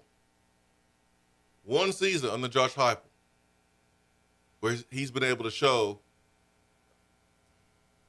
on-field results. 1 season. So I expect him to be better in recruiting this year. I expect him to be better the following year. But I never expected him in his first year to recruit at a top 10 level because it just doesn't happen. It just doesn't happen. You got some good players in this class. You got some good players coming back. You got to figure out the depth. You got to figure out what you're going to do with the portal. You got to figure out a lot of things. And you better be a little bit lucky, too, as far as injuries, things like that. I want to be better yesterday. I want to be in Atlanta, compete for a football game other than at the beginning of the season. These are all things I want, which is the same as you. But I'm not going to expect Tennessee to be top 5 in recruiting after Josh Heupel's first season. And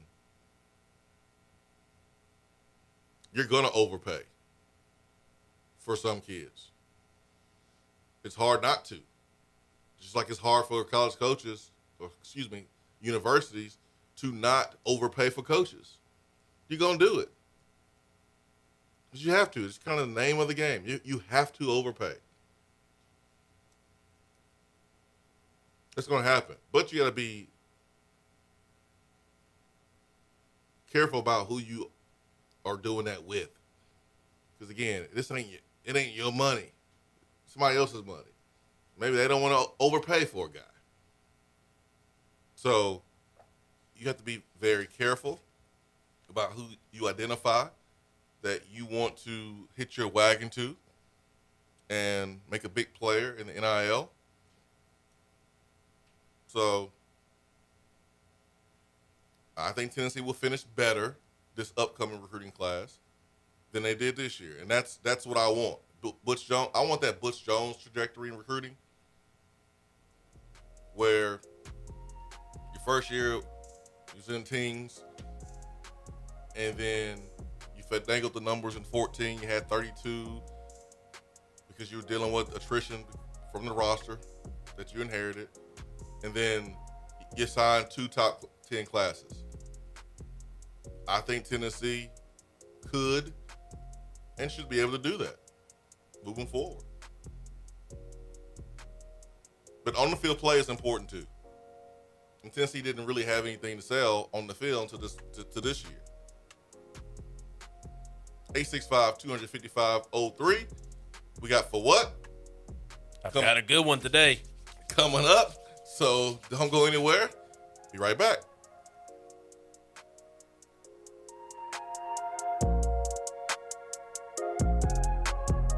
For what is coming up on the Swain Event. Out-of-town law firms have been swarming into East Tennessee lately. Firms from Memphis, Chattanooga, and Birmingham have stormed into the area. Wouldn't you rather do business with a local law firm? You know, a true neighbor. Marcos Garza and the pros at the Garza Law Firm are just that. They are our neighbors and friends that support local causes year-round. The Garza Law Firm works to serve you professionally on criminal matters, injuries and accident matters, and Social Security and disability filings. The Garza Law Firm is here for you at GarzaLaw.com. The Garza Law Firm. Let us help.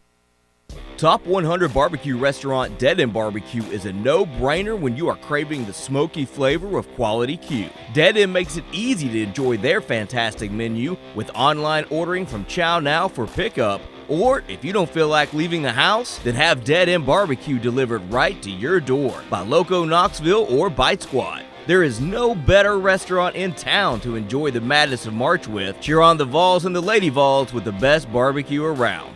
Check them out online at deadendbbq.com. Dead End Barbecue. The search is over. We're here with Dr. Michael Carlson of Tennessee Regenerative Sports Medicine to discuss PRP, platelet-rich plasma. If you have orthopedic injuries such as shoulder pain, knee pain, Achilles tendonitis, or tennis elbow, you should give them a call. Good to be back, Jason. We specialize in non-surgical orthopedics, so we treat damaged tendons, ligaments, and joints, including rotator cuff injuries, knee injuries, and elbow and foot problems by using ultrasound-guided injections with PRP. And this form of treatment helps stimulate the body's own reparative process and assist in the healing of damaged tissue. Doc, what makes your training different than others? I've been practicing in Knoxville for over 26 years, and I'm certified in interventional regenerative orthopedic medicine through the American Academy of Orthopedic Medicine. They've been the leader in this form of treatment since 1983. I also teach this form of treatment on a national and international basis to other physicians, residents, and medical students. Here in our clinic, I'm the one doing the procedure, and we're using your own PRP, which are concentrated platelets, to treat your injury. So in other words, Jason, it comes from you and it goes back to you. So you know exactly what you're getting and know exactly the level of training involved. Do what the pros, college athletes, and I have done, and visit them online at trsportsmedicine.com. Tennessee Regenerative Sports Medicine, East Tennessee's leader in PRP therapy. If you're coming to Knoxville and need a place to stay, do yourself a favor and book a room at Hampton Inn Paper Mill, also known as the Hampton on the Hill. This award-winning property is literally in the top 5% of all Hampton Inn properties. The GM, Stephen Lawrence, is a good old local boy who grew up in the business around Knoxville. He and his staff are always available, always willing to help, and will go above and beyond for their guests. The newest Hampton Inn in Knoxville has clean, affordable rooms, flat screens, fridges, and microwaves in every room. Plus, breakfast is included in every rate. Not to mention, there's also a pool and fitness center on site. If it wasn't so close to amazing restaurants, bars, and shopping, you would never want to leave. At only 6 miles from campus, you're still right in where the big orange action is. Go to HamptonInn.com, search Knoxville, and book your room at the Hampton Inn Paper Mill or call 865-693-5400. There are articles and news stories that you read about the things that people do. And when you're reading those and you start to shake your head, you start to scratch your head a little bit. You get confused. You don't understand why. You start to ask questions. But really, there's only one question that matters. What is that question, you may ask? For what?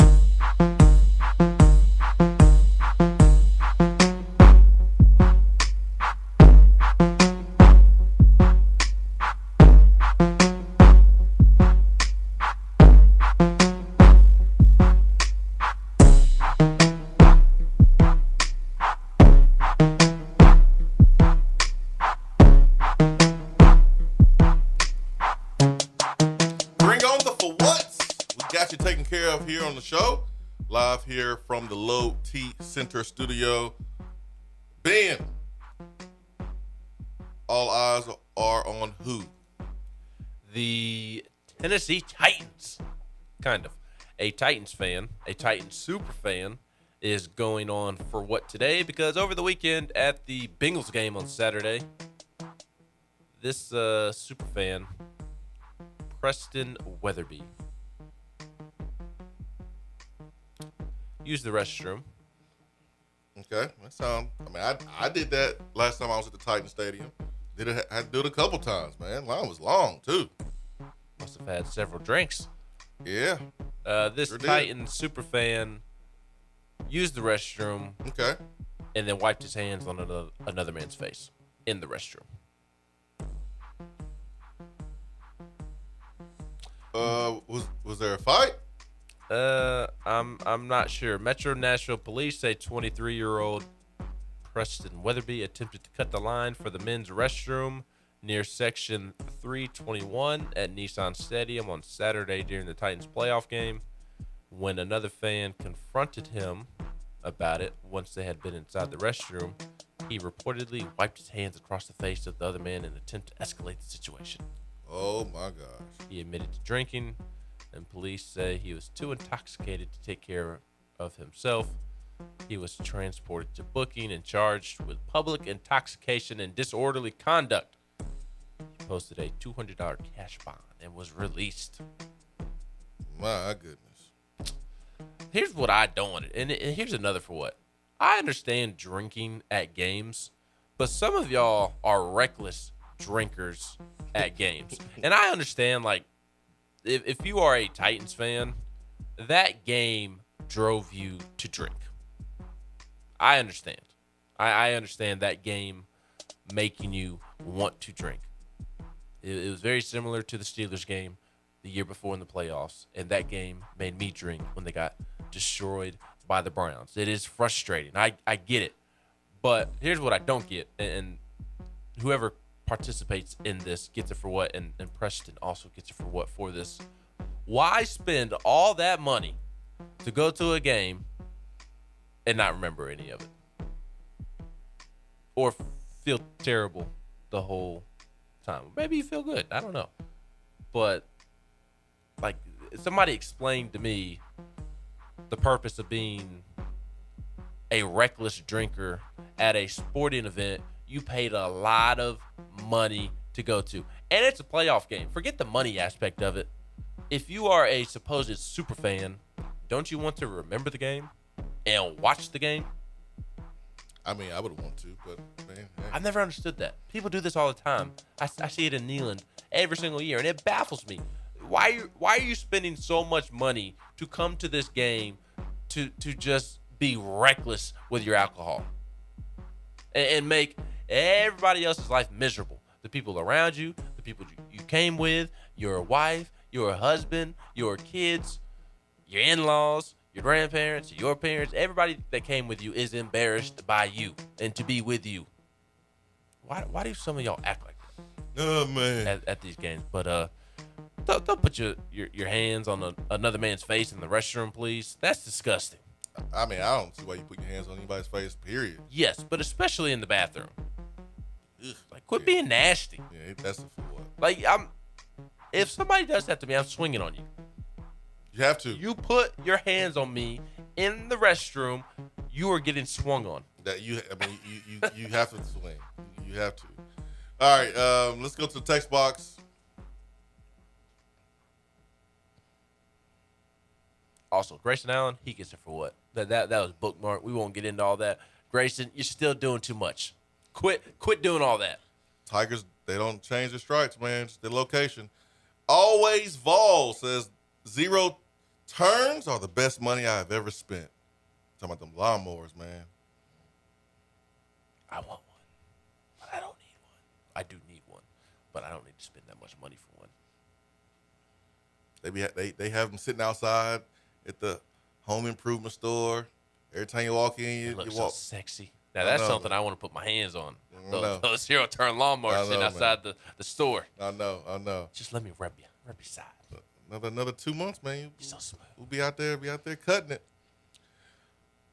ATL VFL says, I stand by my comment of Hypo being Danny's safety. I think he preferred to find a new coach rather than stealing from Central Florida. No, that's what Danny said. Danny said it, he didn't want to do that. I remember at the press conference, he said he didn't want to do that. Mm-hmm. But the more that he talked to our players, and the more that he talked to, people during the process, he realized what Tennessee needed. And he was right.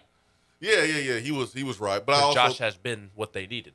Josh has been what they needed. And I also think, and it worked out. So don't take this the wrong way. Like, Danny got some no's. He didn't officially offer the job, but he got some no's, and that's okay. I look at it as a blessing if the wrong person told you no. Mm-hmm. It hurts you when the right person tells you no, and you don't know if the person that told you no would have been right or not. You don't know that. But all I know is Tony Elliott said no, and it was good for Tennessee. And he realized, at least I hope he realized, that was a mistake on his end because he's at Virginia now, coaching football. Doesn't sound very fun. So I remember Danny White saying that. Yes. I really remember that. And everything you just described is another example of how great of an athletic director Danny White is. He spoke with the players when he did not have to, asked them what they needed. Not only did he ask, but he listened, and he went out and applied it.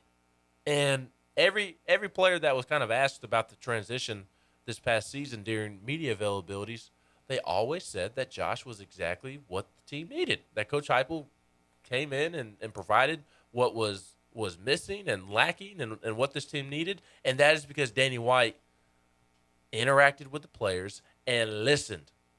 But there are a lot of folks in suits who do that just for an appearance, just to look good. Oh, I'm meeting with the players. I'm going to let them voice their frustrations, but I'm not actually going to listen to them. Danny actually listened, and then he went out and applied it and made a heck of a hire. But yet some of y'all still think that he's not very good. Well, I think that number is dwindling down. Is it dwindling, or they just don't have a lot to complain about at the moment? I mean, hey, maybe a little bit of both, but I think Tennessee got a good one. I think most people understand that and know that. May not be happy with some of the changes to tickets and things like that because people were used to having certain game day experience and they don't want that to change. I certainly understand that, but I think we all can agree that we have upgraded our administration and in a good place right now. Hour 3 is coming up. Is Colin Castleton playing? That is the question on the text box. And I did not play recently, but we'll get to that coming up.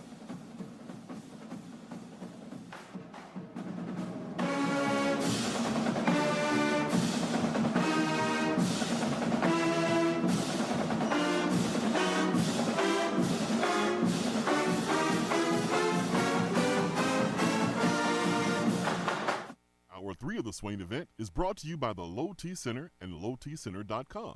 Do you know your numbers? Feel like you again. Let us help. At Iris Networks, we know that business communication solutions are critical to your success. Since 1998, we've been helping businesses in East Tennessee by providing reliable and affordable high-speed fiber internet and voice solutions. That's why Iris Networks is your Tennessee communications partner. With internet speeds up to 100 gigs and work-from-anywhere solutions like mobile apps, video conferencing, and file sharing, we make sure you can stay connected to your customers and great communities we live and work in. Iris Networks, because just like you, Tennessee is our home. Out-of-town law firms have been swarming into East Tennessee lately. Firms from Memphis, Chattanooga, and Birmingham have stormed into the area. Wouldn't you rather do business with a local law firm? You know, a true neighbor. Marcos Garza and the pros at the Garza Law Firm are just that. They are our neighbors and friends that support local causes year-round. The Garza Law Firm works to serve you professionally on criminal matters, injuries and accident matters, and Social Security and disability filings. The Garza Law Firm is here for you at garzalaw.com. The Garza Law Firm. Let us help. Hour 3 of the Swain Event is brought to you by the Low T Center and lowtcenter.com. Do you know your numbers? Feel like you again. Let us help. Is that as low as you can go? Okay, thank you. Hello, is that as low as you can go? Okay, thank you. What are you doing? Calling around to get the best rate on a car loan. Why? Everyone knows Alcoa 10 is the best choice to purchase a vehicle or refinance your current loan. And with low interest rates and 90 days to your first payment, it's a no-brainer. You can even apply online and sign all the documents from the convenience of your home. Yeah, I don't know what I was thinking. Alcoa 10 Credit Union. It's so easy. Go to atfcu.com for details. Rates are dependent on credit score and equal housing lender. When you start your own business, you know that branding can make or break a new venture. That's why Swain Event relies on 42nd Street. 42nd Street is a strategy agency focused on finding creative, open-minded, results-driven solutions to brand design. After over a decade of operations in East Tennessee, the brand architects at 42nd Street have the experience and creative know-how to ensure the success of your business branding, logo, web presence, and more. To see a real-life example of their amazing work, you can check out our website at swainevent.com. Don't trust the branding of your business to just anyone. Check out my friends at 42nd Street online at 42st.com or give them a call at 865-382-7007. 42nd Street, brand, strategy, design. Fellas, when it's time to freshen up that wardrobe, there's only one play to make, and that's to go see my friends at Mark Nelson Denim in downtown Knoxville. Find the latest in small batch denim in the heart of Knoxville.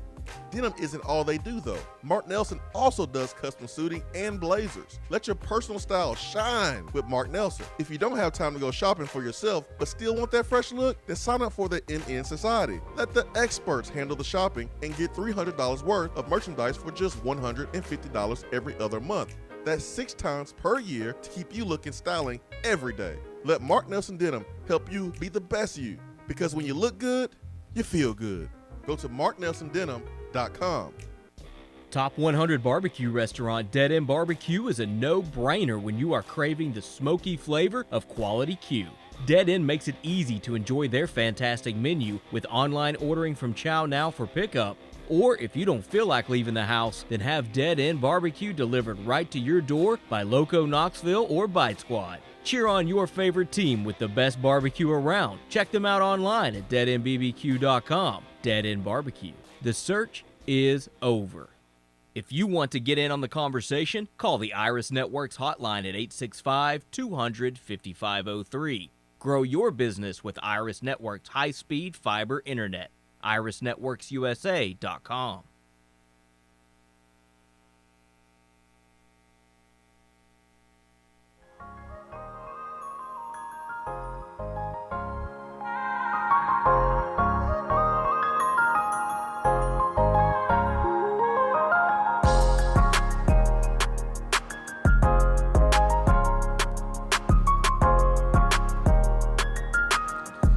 best player, Colin Castleton, when asked about his availability 4 days ago, 4 or 5 days ago, Florida was about to play Vanderbilt, and he did not play against Vanderbilt. Mike White, head coach, told the reporters that the injury he knows is significant. So here we are, a couple days removed from that, and if it's a significant injury 4 or 5 days ago, I don't see how he plays. And if he does, I don't see how he's going to be effective. And I think that's a big, big development for Tennessee. I think if you're Tennessee, you prepare for him. You just never know. But he's a guy that averages 15.4 points per game, 9 rebounds. That's a lot of production that's not playing, Ben. A lot of production. Yes, 15 and 9. That is a lot in college basketball. That is not playing, and I mean it is truly a significant difference because he is a skilled basketball player, and Florida doesn't have anybody in the post that is close to what he is. We talked about the other guys, DeRougie and Jitbo. I don't know how to say his last name. Maybe I need to look up his Jitoboh. Spelling ain't gonna help you say it. Jitobo. It's something like that. Well, I was spelling it for you, so maybe you can pronounce it for me. I ain't got nothing for you, man. I'm over here researching something else to bring Jitobo. up. But I mean he's the big boy, 6'11", 300 pounds. Mm-hmm. But he's not all that skilled. He and DeRougie kind of same way. They're not the most skilled guys. They're Urosh. They're physical, not gonna back down. They bring the energy, and what they give you offensively just kind of feels like a miracle. I mean that is what it is. And Colin Castleton is completely the opposite. I mean, he is skilled. We saw that last year. Big man who can really do a lot. And if he can't play tonight, he's going to put it all on Tyree Appleby, their point guard. They've got some guards who have done some nice things, but nobody that scares me other than Tyree Appleby. Tyree Appleby is capable of single-handedly winning the game if Tennessee's defense is not prepared to play, which obviously I do expect him to be ready to go. Again, I would just throw Josiah on him and call it a day. Lightning bug, man. Yeah, but they've got Myron Jones, a Penn State transfer, starting at the 2 guard. He's I said earlier, Flandris Fleming. He's another transfer. He's just like a spark plug. I mean, he's an energy guy, kind of that just gets stuff done. Nothing that really he does great, but I mean, I've seen him have some really nice putback dunks this year, and I've seen him knock a shot or two down from the outside. I've seen him get to the rim, so nothing that he does great, but he's kind of just an energy guy starting at the 3, and then other than that, they have to rely on some freshmen. Kawasi Reeves, he's a freshman playing. Elijah Kennedy, he plays a little bit. Brandon McKissick, he's a senior. He can knock some shots down from the perimeter. They don't have a lot of offensive firepower. The Florida has to hang their hat on the defensive end and rebounding and ride the back of Colin Castleton. When Florida has been successful, here's the best way to summarize it. When Florida has been successful, it's been because they rode the back of Colin Castleton, and Tyree Appleby carries some of the weight as well. And without Colin Castleton, it's really hard for them to win. Yep.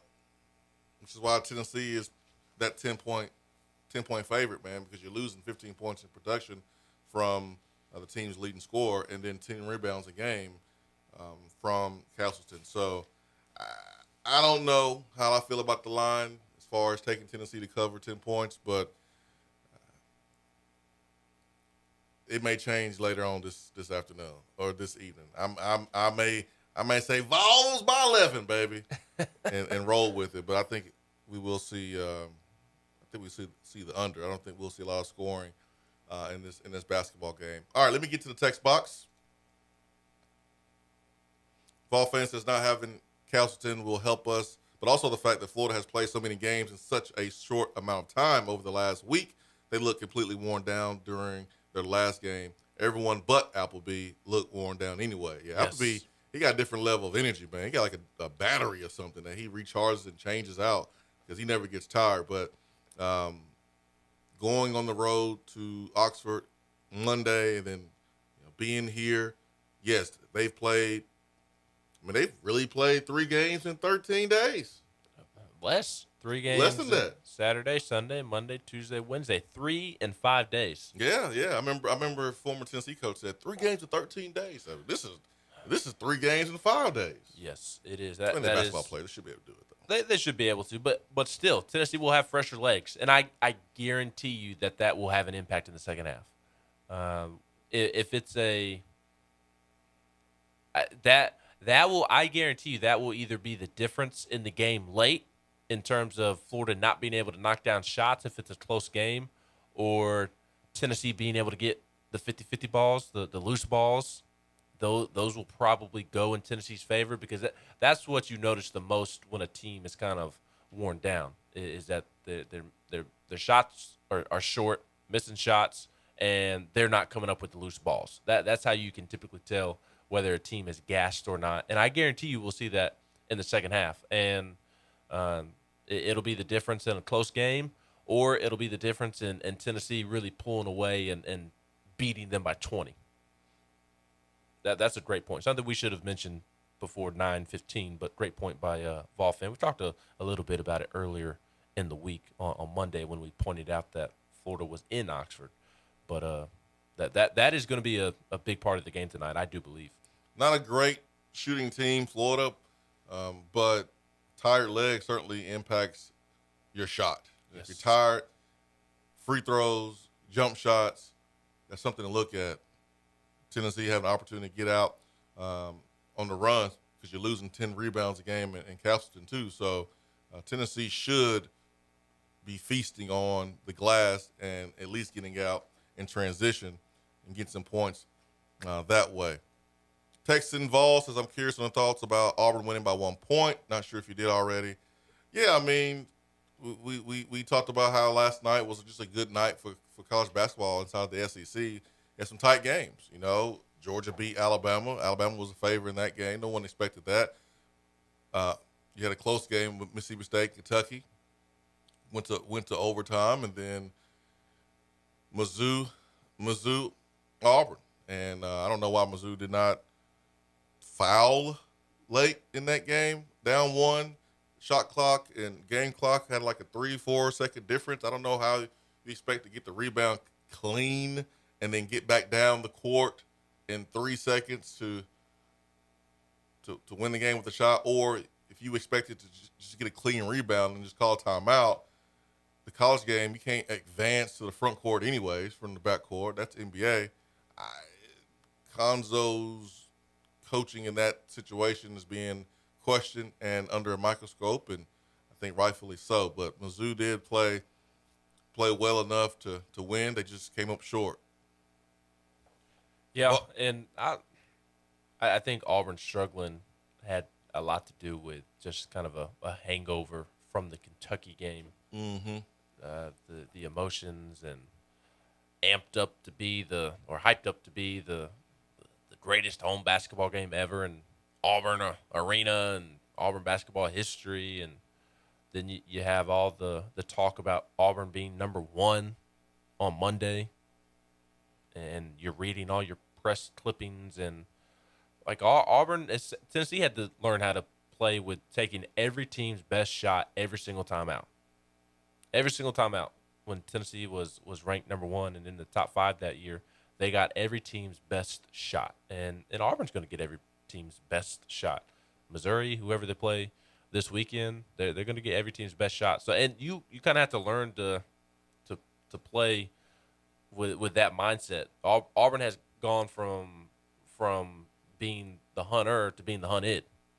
And that is a different mindset. Tennessee was in that position a couple years ago. Yeah, exactly. Yeah. So I think that just coming off of an emotional win against Kentucky and then being ranked number 1 and maybe feeling yourselves a little too much and then getting Missouri's best shot and on the road in Columbia, Missouri. Yuck. So I think Auburn will be okay long term. I think it was more just a one-game ordeal given all the out of the ordinary circumstances. Big Orange 123 says, if Florida shuts down our threes, do we win the inside game? Well, if we're not making threes, it's not because Florida's shutting us down. It's because we're just not making them.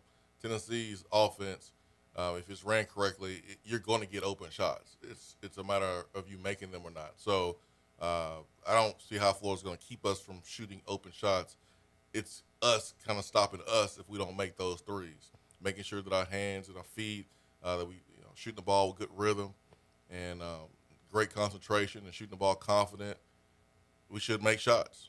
But if we don't make shots, you have to find other ways to win. That's getting ball to the paint, getting inside touches, getting to the free throw line, making them inside-out game.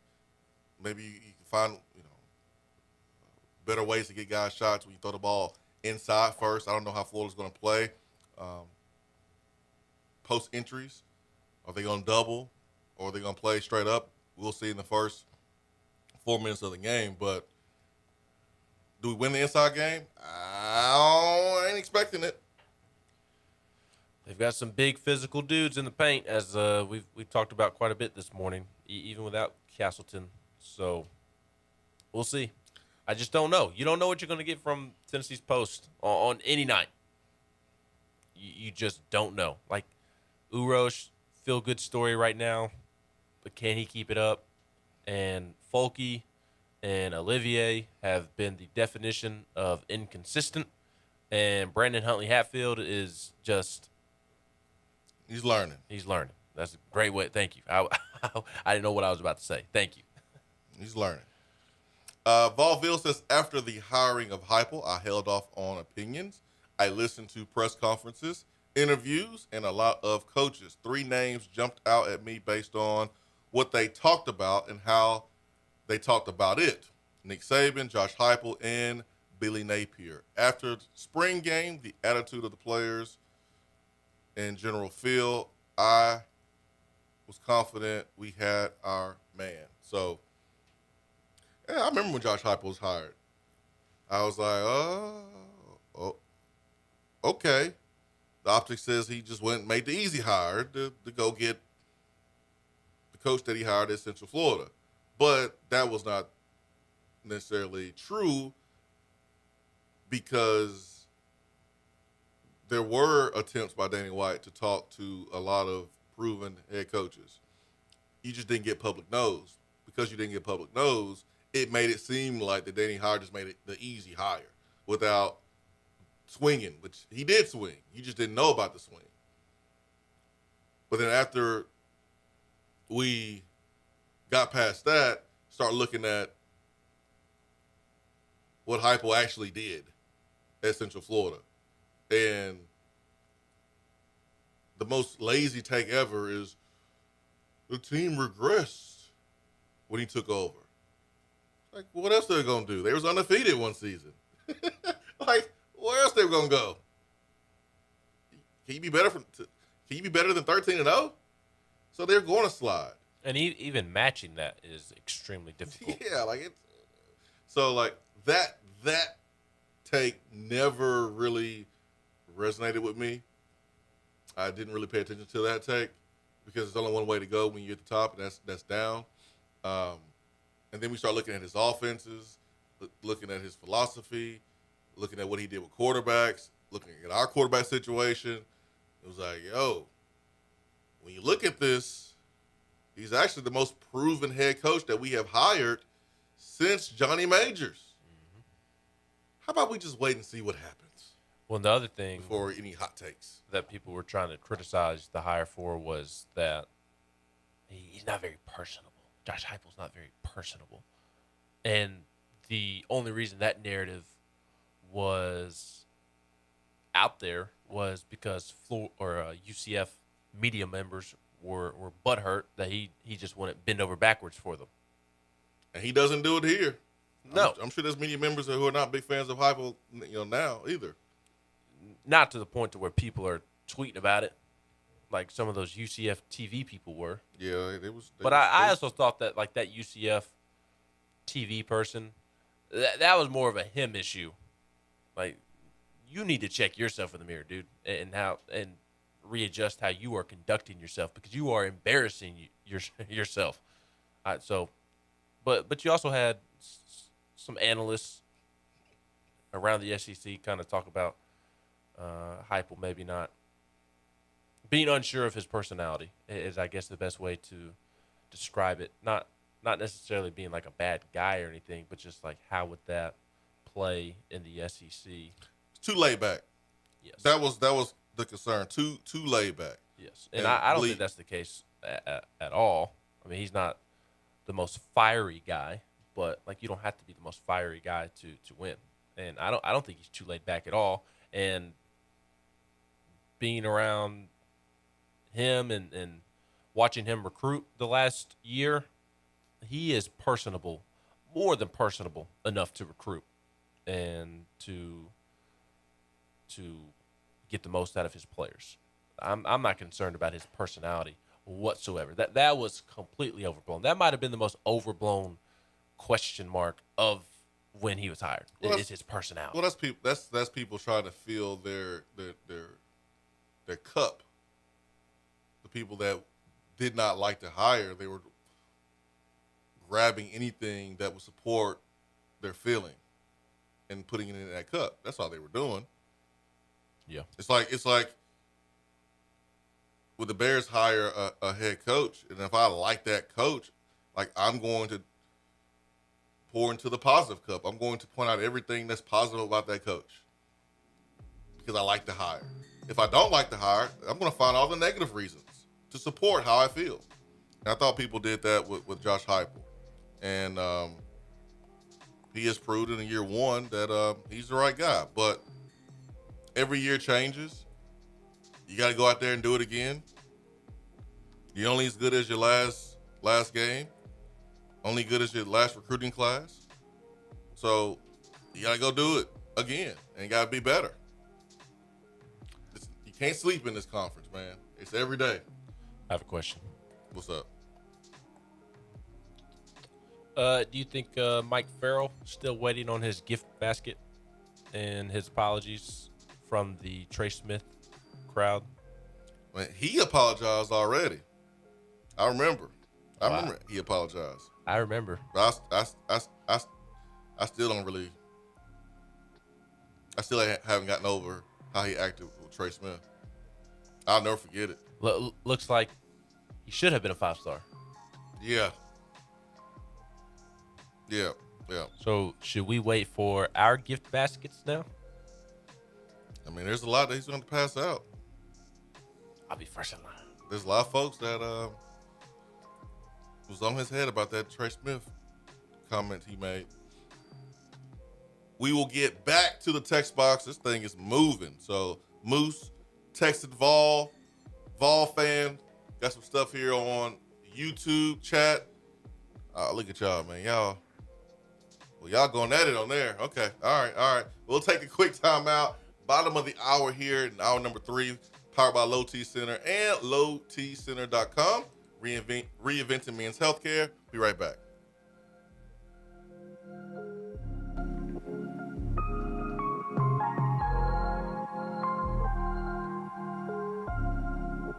If you're coming to Knoxville and need a place to stay, I'm Vince Moore, do wide yourself a receiver, favor and book. VFL 1991, and you're listening to the Swain Event.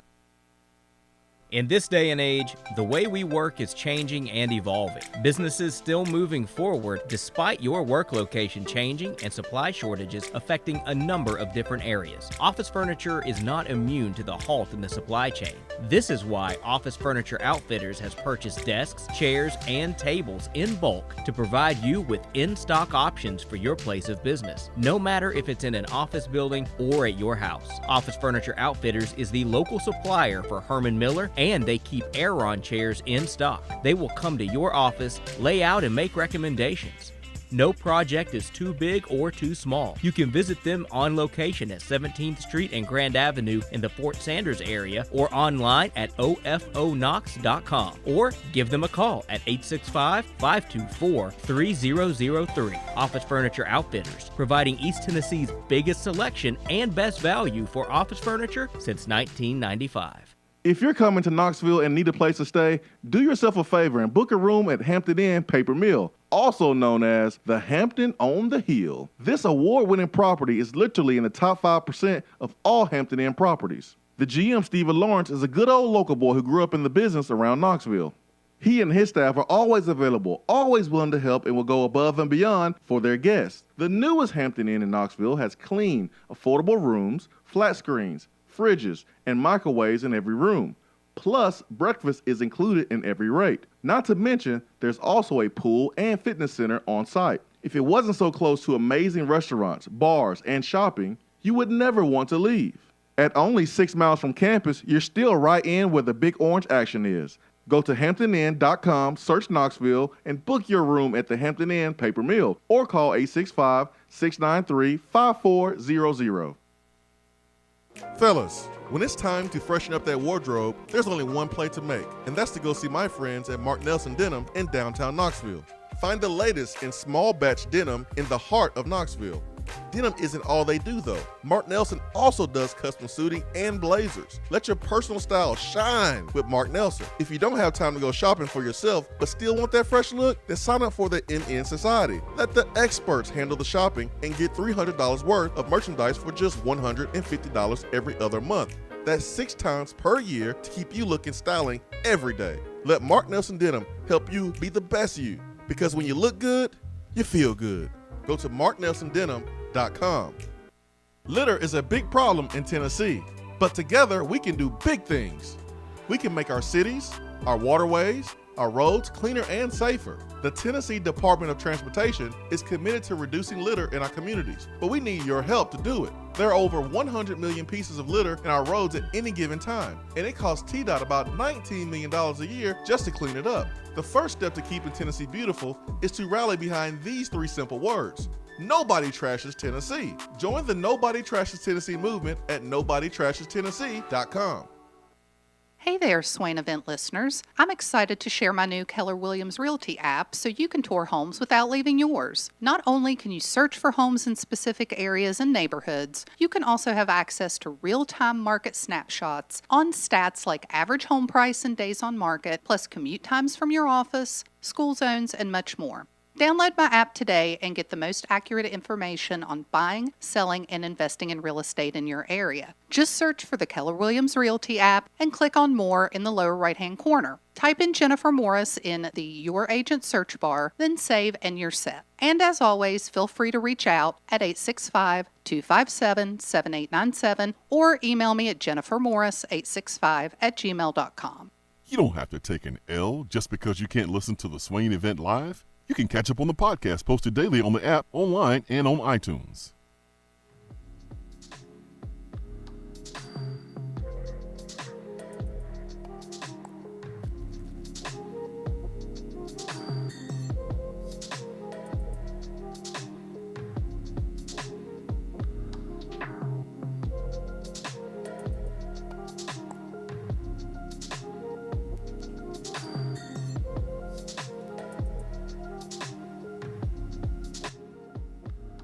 Swain Event, SwainEvent.com, fueled by Dead End Barbecue. Let's get to the phones. Let's bring in Big Orange Mac. Mac, good morning. Good morning, Jay Swizzle. Good morning, Benjamin. Good morning, King.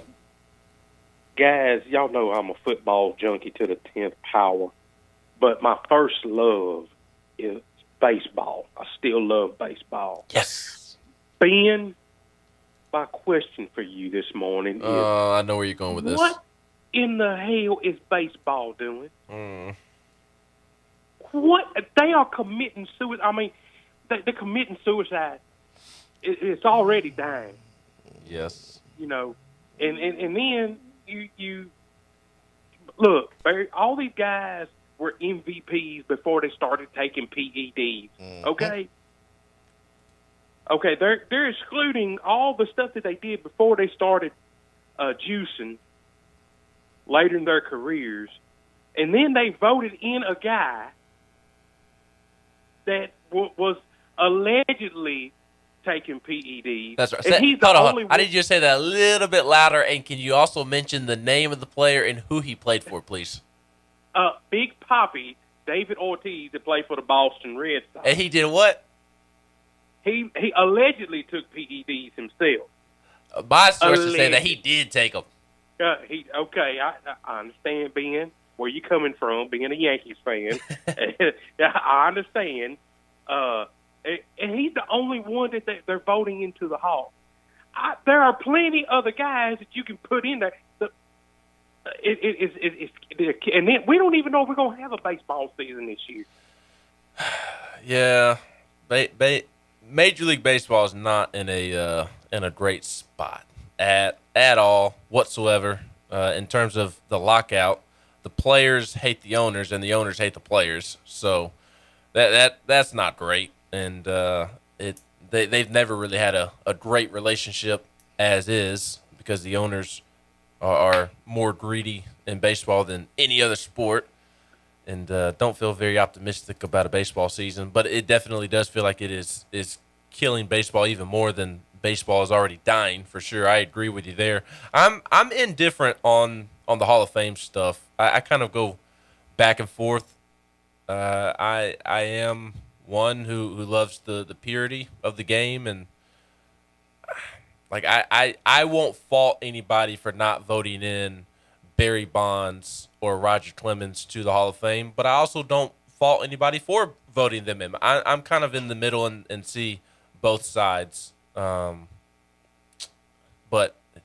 I mean, it is weird that Barry Bonds is arguably the most electric baseball player of all time, the most captivating baseball player of all time, and he's not going to be in the Hall of Fame. That is weird and a bad look for baseball. But like, I also like he cheated the game a lot, and like, I also don't necessarily blame people for not voting in those who really cheated the game. I don't.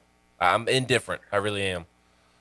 I mean, yeah, they cheated the game. I understand now all that, but it's just, I mean, they've got to do something to. I mean, it's just the game's dying. I mean, it's the least popular sport, and they've got to. At some point, you got to come up off of that stuff. I know the Black Sox scandal of 1919. I know that was the first big black eye in baseball. But the whole Pete Rose thing. I mean, it's aggravating, and I hate to see the way baseball just keeps getting going down. I mean, in the next 20 years, checkers might be more popular than that gun baseball. I don't know about all that, but paper, rock, scissors. Rochambeau. I mean, it's aggravating, man. And like I said, baseball is my first love, and I just hate to see. Last week I was watching Ken Burns baseball, and just people would show up in droves. Even during the Depression, they didn't have two nickels to rub together, and they were still going to watch games. And now it's just I hate it, and I just think baseball is killing themselves. And they are. They make awful decisions, and it's like the thing that bothers me the most is the way they go about things on social media. Like, if you notice, like when Ja Morant has a highlight dunk or LeBron does something crazy, you see it all over social media, all over the place. Yeah. The NBA Twitter account tweets it out. The team Twitter accounts tweet it out. And then you have like all these NBA fan pages and sites that cover the team. They all tweet out the highlights, Bleacher Report, and all this and all that. Major League Baseball has they get so up in arms about people just sharing highlights because they want to have the exclusive rights to what is being viewed. And like they go on a witch hunt to have tweets deleted of people sharing Aaron Judge hitting a walk-off home run because it's it's their property or whatever the technical terms are. And like they don't allow people to share it. And that to me is just like mind blowing. Why would you not want Aaron Judge hitting a walk-off home run being the highlight shared all over social media? It's just stupid things like that are really killing the game. The younger generation, you know, I'm 40 now, so I can't consider myself the younger generation. I'm an old man now, but you know, my little dudes, you know, they're all over social media. They see that stuff. Yep. And if they're not seeing baseball highlights, baseball's an afterthought to them. They're you know, I don't know who's running. You know, get some young, fresh minds in there to help save the game. It's mind-boggling how they're committing suicide, and it's hurting me because, like I said, I love it. It was my first love. I still love baseball. You're a baseball guy, and especially, and I'm gonna go there with especially young African American community. Mm-hmm. There's less and less young African American young men wanting to play baseball.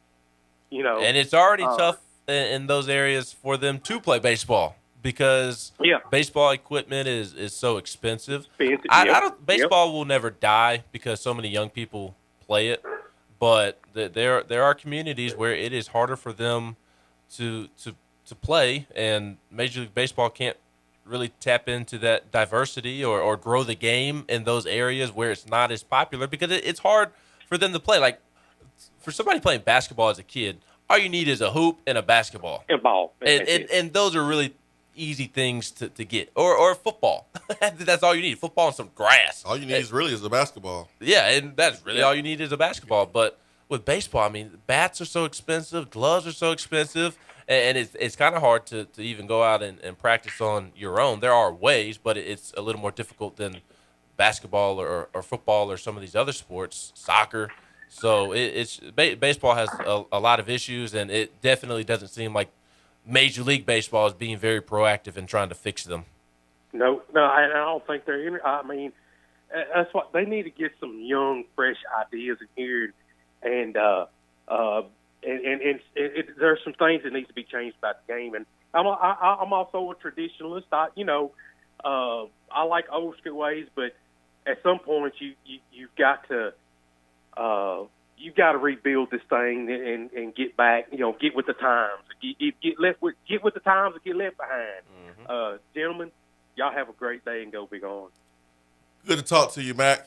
That was a good phone call. Good phone call. I know Barry Bonds is a big debate in the sports world right now. Boy. Yeah, I mean, I thought they would keep him out of the hall as long as possible, but eventually he'd get in. I thought they would kind of make him sweat for all these years, but I thought he would eventually get in. I didn't think he would be out this long. But how do you know who took steroids? Like, how do you 100% know who took steroids during the era where it was so prevalent? I remember the rumors about Poppy, and he gets in with no problem at all, and because he wasn't caught. Somebody made a great point on the text box. Vol in Birmingham, they got caught cheating. And that is the big difference. And I do lean. If I had to pick a side, I would pick against them getting in, because even if they were the ones that got caught, like they were still cheating and did so in a major way. But here's the other side, and kind of why I'm indifferent and go back and forth, is Major League Baseball chose to ignore what was going on for a long time until they could no longer ignore it, because they knew it was great for the game. You had people tuning in all the time to watch Barry Bonds play. And Barry Bonds and Mark McGwire. That's right. And Sammy Sosa, that run where they were battling to win the home run crown that year and set the single season record. Like that, baseball was the talk of the summer that year, and baseball knew what was going on between Mark McGwire. You can't look at Mark McGwire and not think that something is wrong with him. Damn, arms are like Popeye. Exactly. He's hitting them out of the stadium. It was stupid and so entertaining. And Barry Bonds the same way.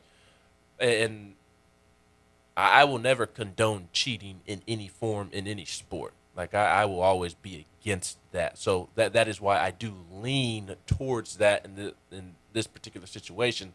But I also recognize the hypocrisy of Major League Baseball for turning a blind eye because they knew it was driving interest in the game. So they should be in. Yeah, so that's why I kind of am indifferent and go back and forth because it's not like Major League Baseball tried to stop it and had all these rules and regulations and was trying to nip it in the bud. They knew what it was doing to the game. That's the most exciting baseball's ever been. And I mean, I hate that it was only that way because everybody was popping roids, but I mean, it is what it is, I guess. Yeah, Kurt Schilling out. No PEDs, just considered a jerk. Incredibly petty. Yeah, that Joe Augusta. That's silly too. Like I cannot stand Kurt Schilling, and not because he played for the Red Sox. I think he's a prick, quite frankly. And I'm not even talking about the politics side of things. I'm not even touching that. I'm just talking about him as a person, his personality. I just think he is not somebody that I would want to interact with. But for him to not be in the Hall of Fame just because of his personality is ridiculous. You're not voting somebody into the Hall of Fame based on the personality. You're voting them in or not voting them in based off of what they did on the field. And he was a terrific pitcher. These sports writers, man. Sports writers. How about Pete Rose? How you feel about Pete Rose being out? I'm cool with that. You can't gamble. I don't care if you're betting on your team or not. You can't do that. It's kind of like Reggie Bush. The moment that the NIL stuff went through, Reggie Bush was like, "Hey, man, can I get my Heisman back now?" It's like, well, you broke the rules when it was like you couldn't do what you did then, and you broke the rules then. And it'd still be bad if a current player was gambling now anyways, even with gambling being so accepted. Mm-hmm. Every time you turn on TV, there's some type of gambling commercial. Every time you get on the internet, there's some type of gambling site that wants you to join them. Every time you listen to Swain Event, I'm over here talking about, Action 247, how awesome they are, and how if you use the promo code Swain Event, you can get 100% match on your first deposit. I mean, goodness gracious. But, it is what it is. He still gambled, and he was arguably the best hitter ever. Yep. And he's not going to be in the Hall of Fame. Moose says, Swain, what do you think went wrong on bowl prep with Josh Heupel? I'll answer that question. We got one last segment. We'll answer that question, and then we'll put a bow on the show today. Tennessee basketball taking on the Gators. Got some unfortunate, terrible news, Lady Vols, yesterday. It just breaks your heart as a college fan when you see someone hurt, and the Lady Vols got a big blow from Keelan Green. She tore her ACL, and she's going to be out for the rest of the season. She brought energy. She's a leader, respected by her teammates. Gave Tamari Key a nice rest when she needed one. Tamari has been really good, better this year at avoiding foul trouble. And Green has been a really good option off the bench, down low on the post, and she has been productive. So you are losing that. So just hate that for her. This is her second time getting hurt here at Tennessee, where it ends the season for her. So Lady Vols cannot catch a break in regards to the injuries. Since Kelly Harper stepped foot on campus, they have had to deal with a major injury at all times. Like there's never been an instance in which everybody was okay, or even just dealing with kind of knickknacks here and there. Like Josiah's been dealing with a little thumb injury here and there, and this season she can't even deal with that. I mean, it's torn ACLs that she's been dealing with. Yeah, that's different. That's a whole nother level. Hour 3, powered by Low T Center and lowtcenter.com. Stay with us.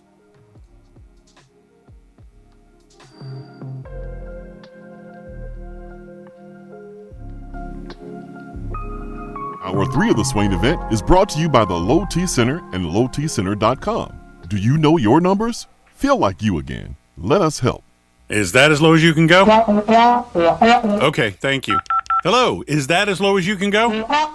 Okay, thank you. What are you doing? Calling around to get the best rate on a car loan. Why? Everyone knows Alcoa 10 is the best choice to purchase a vehicle or refinance your current loan. And with low interest rates and 90 days to your first payment, it's a no-brainer. You can even apply online and sign all the documents from the convenience of your home. Yeah, I don't know what I was thinking. Alcoa 10 Credit Union. It's so easy. Go to atfcu.com for details. Rates are dependent on credit score and equal housing lender.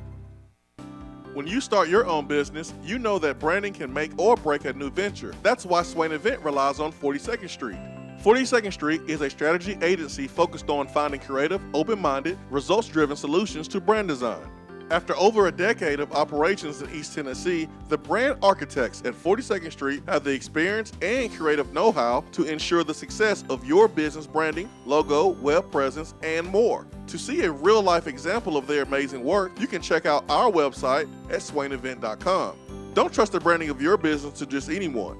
Check out my friends at 42nd Street online at 42st.com or give them a call at 865-382-7007. 42nd Street, brand, strategy, design. Fellas, when it's time to freshen up that wardrobe, there's only one play to make, and that's to go see my friends at Mark Nelson Denim in downtown Knoxville. Find the latest in small batch denim in the heart of Knoxville. Denim isn't all they do though. Mark Nelson also does custom suiting and blazers. Let your personal style shine with Mark Nelson. If you don't have time to go shopping for yourself but still want that fresh look, then sign up for the MN Society. Let the experts handle the shopping and get $300 worth of merchandise for just $150 every other month. That's 6 times per year to keep you looking styling every day. Let Mark Nelson Denim help you be the best you, because when you look good, you feel good. Go to marknelsondenim.com. Top 100 barbecue restaurant Dead End Barbecue is a no-brainer when you are craving the smoky flavor of quality Q. Dead End makes it easy to enjoy their fantastic menu with online ordering from Chow Now for pickup. Or if you don't feel like leaving the house, then have Dead End Barbecue delivered right to your door by Loco Knoxville or Bite Squad. Cheer on your favorite team with the best barbecue around. Check them out online at deadendbbq.com. Dead End Barbecue. The search is over. If you want to get in on the conversation, call the Iris Networks hotline at 865-200-5503. Grow your business with Iris Networks high-speed fiber internet. irisnetworksusa.com.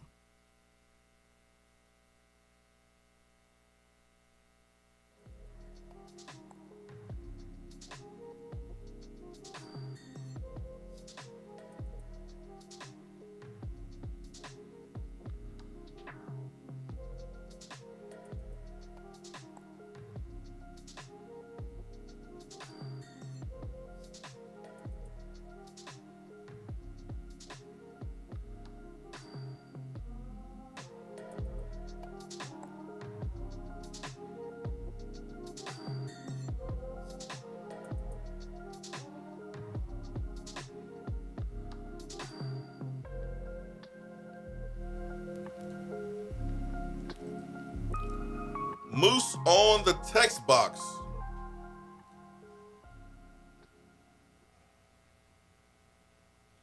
Asked about the bowl prep. What happened with the bowl prep? What do you think went wrong with the bowl prep with Josh Heupel? I don't necessarily look at the bowl prep being an issue there. I look at the execution in the game being a problem. Drop passes, protection issues. You had your best lineman out in Cade Mays. You had your best cover corner out in Alontae Taylor. I thought it was more about Jimmy and Joe's not making plays. Now, I thought there were some in-game coaching mistakes that I felt like contributed to us losing. But the bowl prep itself, that's the work that's done before the game. I can't point to that being a problem because I didn't see us play at a level that would suggest that we didn't practice right. I thought the energy was there. I thought the effort was there. Most of the time, most players, it was just in-game decisions and execution.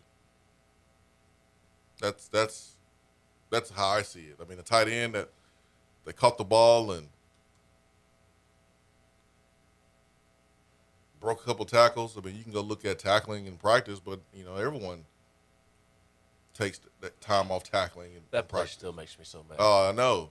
But if you want to look at some of the guys open on crossing routes, I mean, that's fair. But, you're playing a bunch of guys that in the secondary that were put in positions that they don't thrive well at. Again, you had a backup corner. So I don't think the prep was a problem. I just think the execution and some of the in-game coaching decisions cost us. But that's my take on it. All right. Tennessee, you got Tennessee covering 10 tonight, right, Ben? Yes, with or without Colin Castleton. With or without Colin Castleton. Because I think, obviously, if he doesn't play, that speaks for itself. But as you and I have both said, even if he does play, how effective is he going to be? How effective is he going to be? I don't think he will be very effective, especially if Urosh draws that matchup. Urosh, physical, banging with him. That I don't see that going well for Castleton. A win today for Tennessee will take Tennessee to 500 in SEC play. It will take Tennessee to 14 wins on the season. They will be 14-5.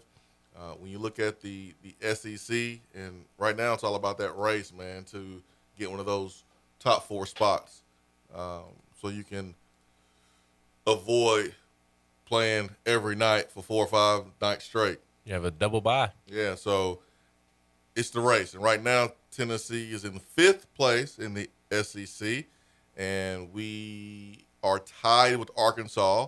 We have not played Arkansas, so there's no way to have a tiebreaker. The only reason they are ahead is because they played an extra game and they won that game. So they're 14-5. Tennessee is 13-5 with the same conference record. A&M is at 4-2. You still play A&M. Kentucky's at 6-2. Still play them. Got another game against those guys. It's at home, though. And then you play Auburn. You play those guys at home at the end of February. Hey, man, Tennessee's a different team at home. You never know what might happen. But that's over a month from now. We'll worry about that when the time comes. If Mizzou can play like they played at home against Auburn, then Tennessee can do the same thing. Tennessee is capable of beating Auburn. They are. They absolutely are. Tennessee's capable of beating anybody in the country. That's right. That's right. So a win will push Tennessee in the top 4 in the SEC, because Tennessee will have five dubs. These are the games you have to win in order to finish top 4 in the league. You have to beat the teams that you are better than. You have to beat Florida. I think Tennessee's better than Arkansas. You had to beat the 2 games with Arkansas later on. I did say earlier this week I think that they split those 2 because Bud Walton Arena is a tough place to play and hasn't been very kind to Tennessee. But you're certainly capable of winning both of those. You still have another game with Vanderbilt on the schedule. You got Missouri on the schedule. Like if you're going to finish top 4 in the league, Georgia's on the schedule. You have to beat those teams.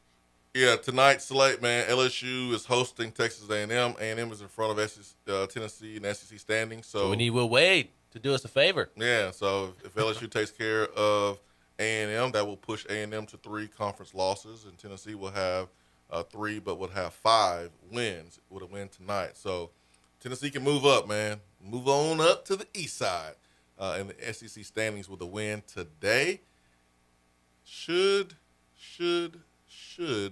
get it. Should. All right, text box time before we wrap up today's show. But first, if you are feeling tired, grumpy, notice weight gain, or loss of muscle mass, these can all be signs of low testosterone levels, low thyroid, or even sleep apnea. Low T Center can determine the cause and help. $155 a month for self-pay, or it's covered by most health insurance for Low T's convenient, monitored, self-inject at-home testosterone treatments. They will ship directly to you. Go to lowtcenter.com for more details.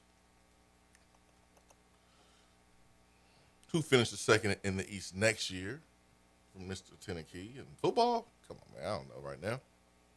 No way of knowing right now. A lot has to happen between now and start of football season. There's going to be a lot of roster shakeup between now and that time. I don't know. It won't be Florida as of right now. I'll tell you that. It honestly will be fascinating to kind of watch that race play out. Florida will be in that race, but I think you could make a case for Tennessee finishing second. You could make a case for Kentucky finishing second. If Spencer Rattler takes a step, you could make a case for South Carolina finishing second. That'll be a fascinating race next year. Who finishes second? Can anybody push Georgia? They lost a lot.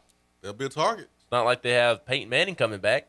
No, they got Screech Powers coming back. They got Screech back at quarterback. Who was good this year. He was, but he has to be surrounded by talent. Mm-hmm. And right now, who's he throwing the football to?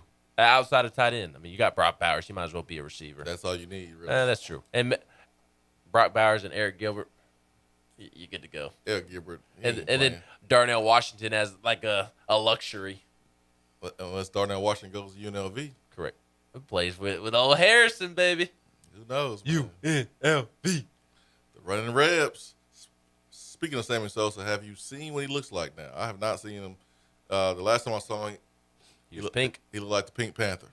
Looked like Pepto-Bismol. Last time I saw him, but I haven't seen him lately.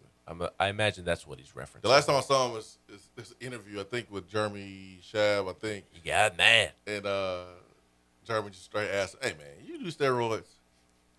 I'm done with this interview. I did not test positive for steroids. We didn't ask you that. We asked you if you did them or not. That was the last time. I remember that. Ooh, man.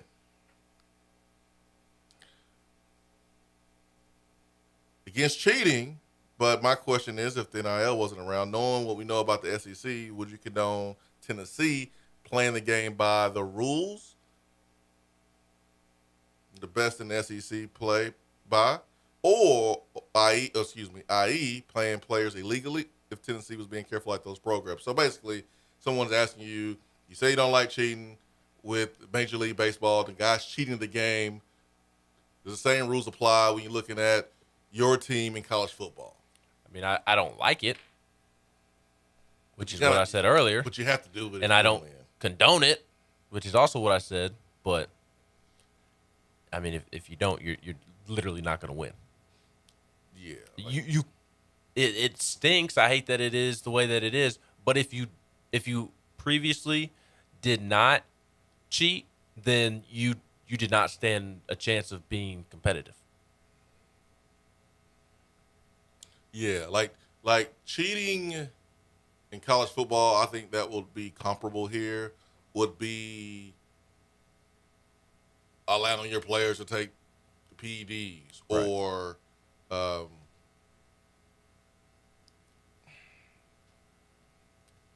flops, fake injury stuff. Like, there is a respect level to the game inside of the white lines that I think was compromised when you had guys taking steroids. Right.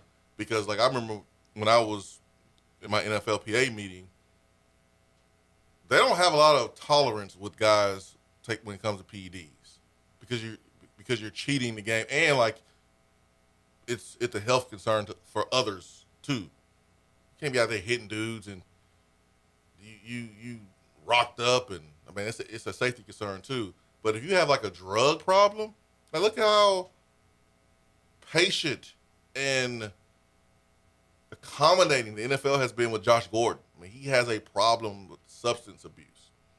But PEDs, man, they'll get you up out of there.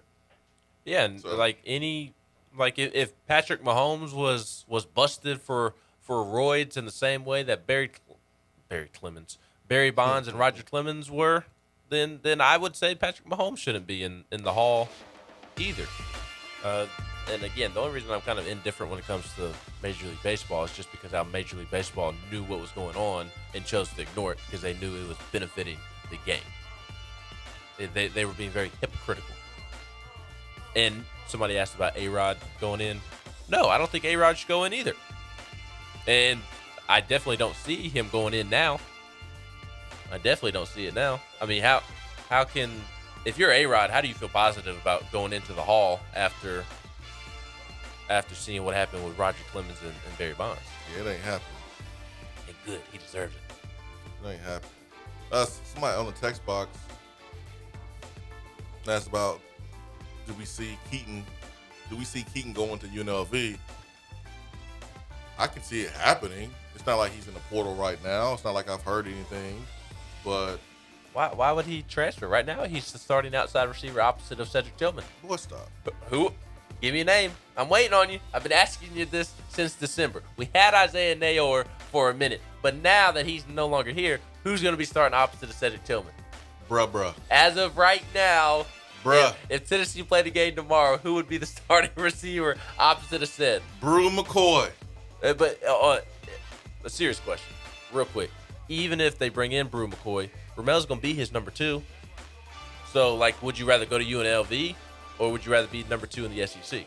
There'll be a freshman that I hope up. so. There'll be a freshman that passes up. I hope so, but I'm not going to bank on it. I am. I'm banking on it. All right. Let's go, Caleb Webb. Come on, baby. We need you. I'm banking on it. I think that happens. I hope so. Tennessee needs it.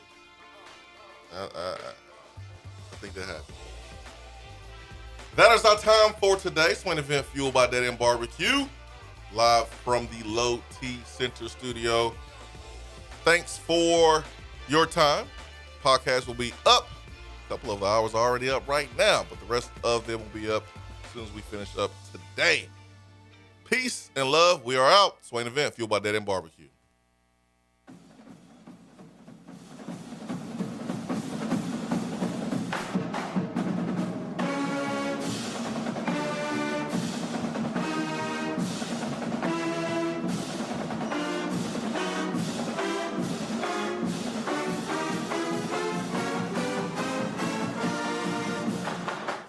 Hour 3 of the Swain Event is brought to you by the Low T Center and lowtcenter.com. Do you know your numbers? Feel like you again. Let us help. At Iris Networks, we know that business communication solutions are critical to your success. Since 1998, we've been helping businesses in East Tennessee by providing reliable and affordable high-speed fiber internet and voice solutions. That's why Iris Networks is your Tennessee communications partner. With internet speeds up to 100 gigs and work from anywhere solutions like mobile apps, video conferencing, and file sharing, we make sure you can stay connected to your customers and great communities we live and work in. Iris Networks, because just like you, Tennessee is our home. Out-of-town law firms have been swarming into East Tennessee lately. Firms from Memphis, Chattanooga, and Birmingham have stormed into the area. Wouldn't you rather do business with a local law firm? You know, a true neighbor. Marcos Garza and the pros at the Garza Law Firm are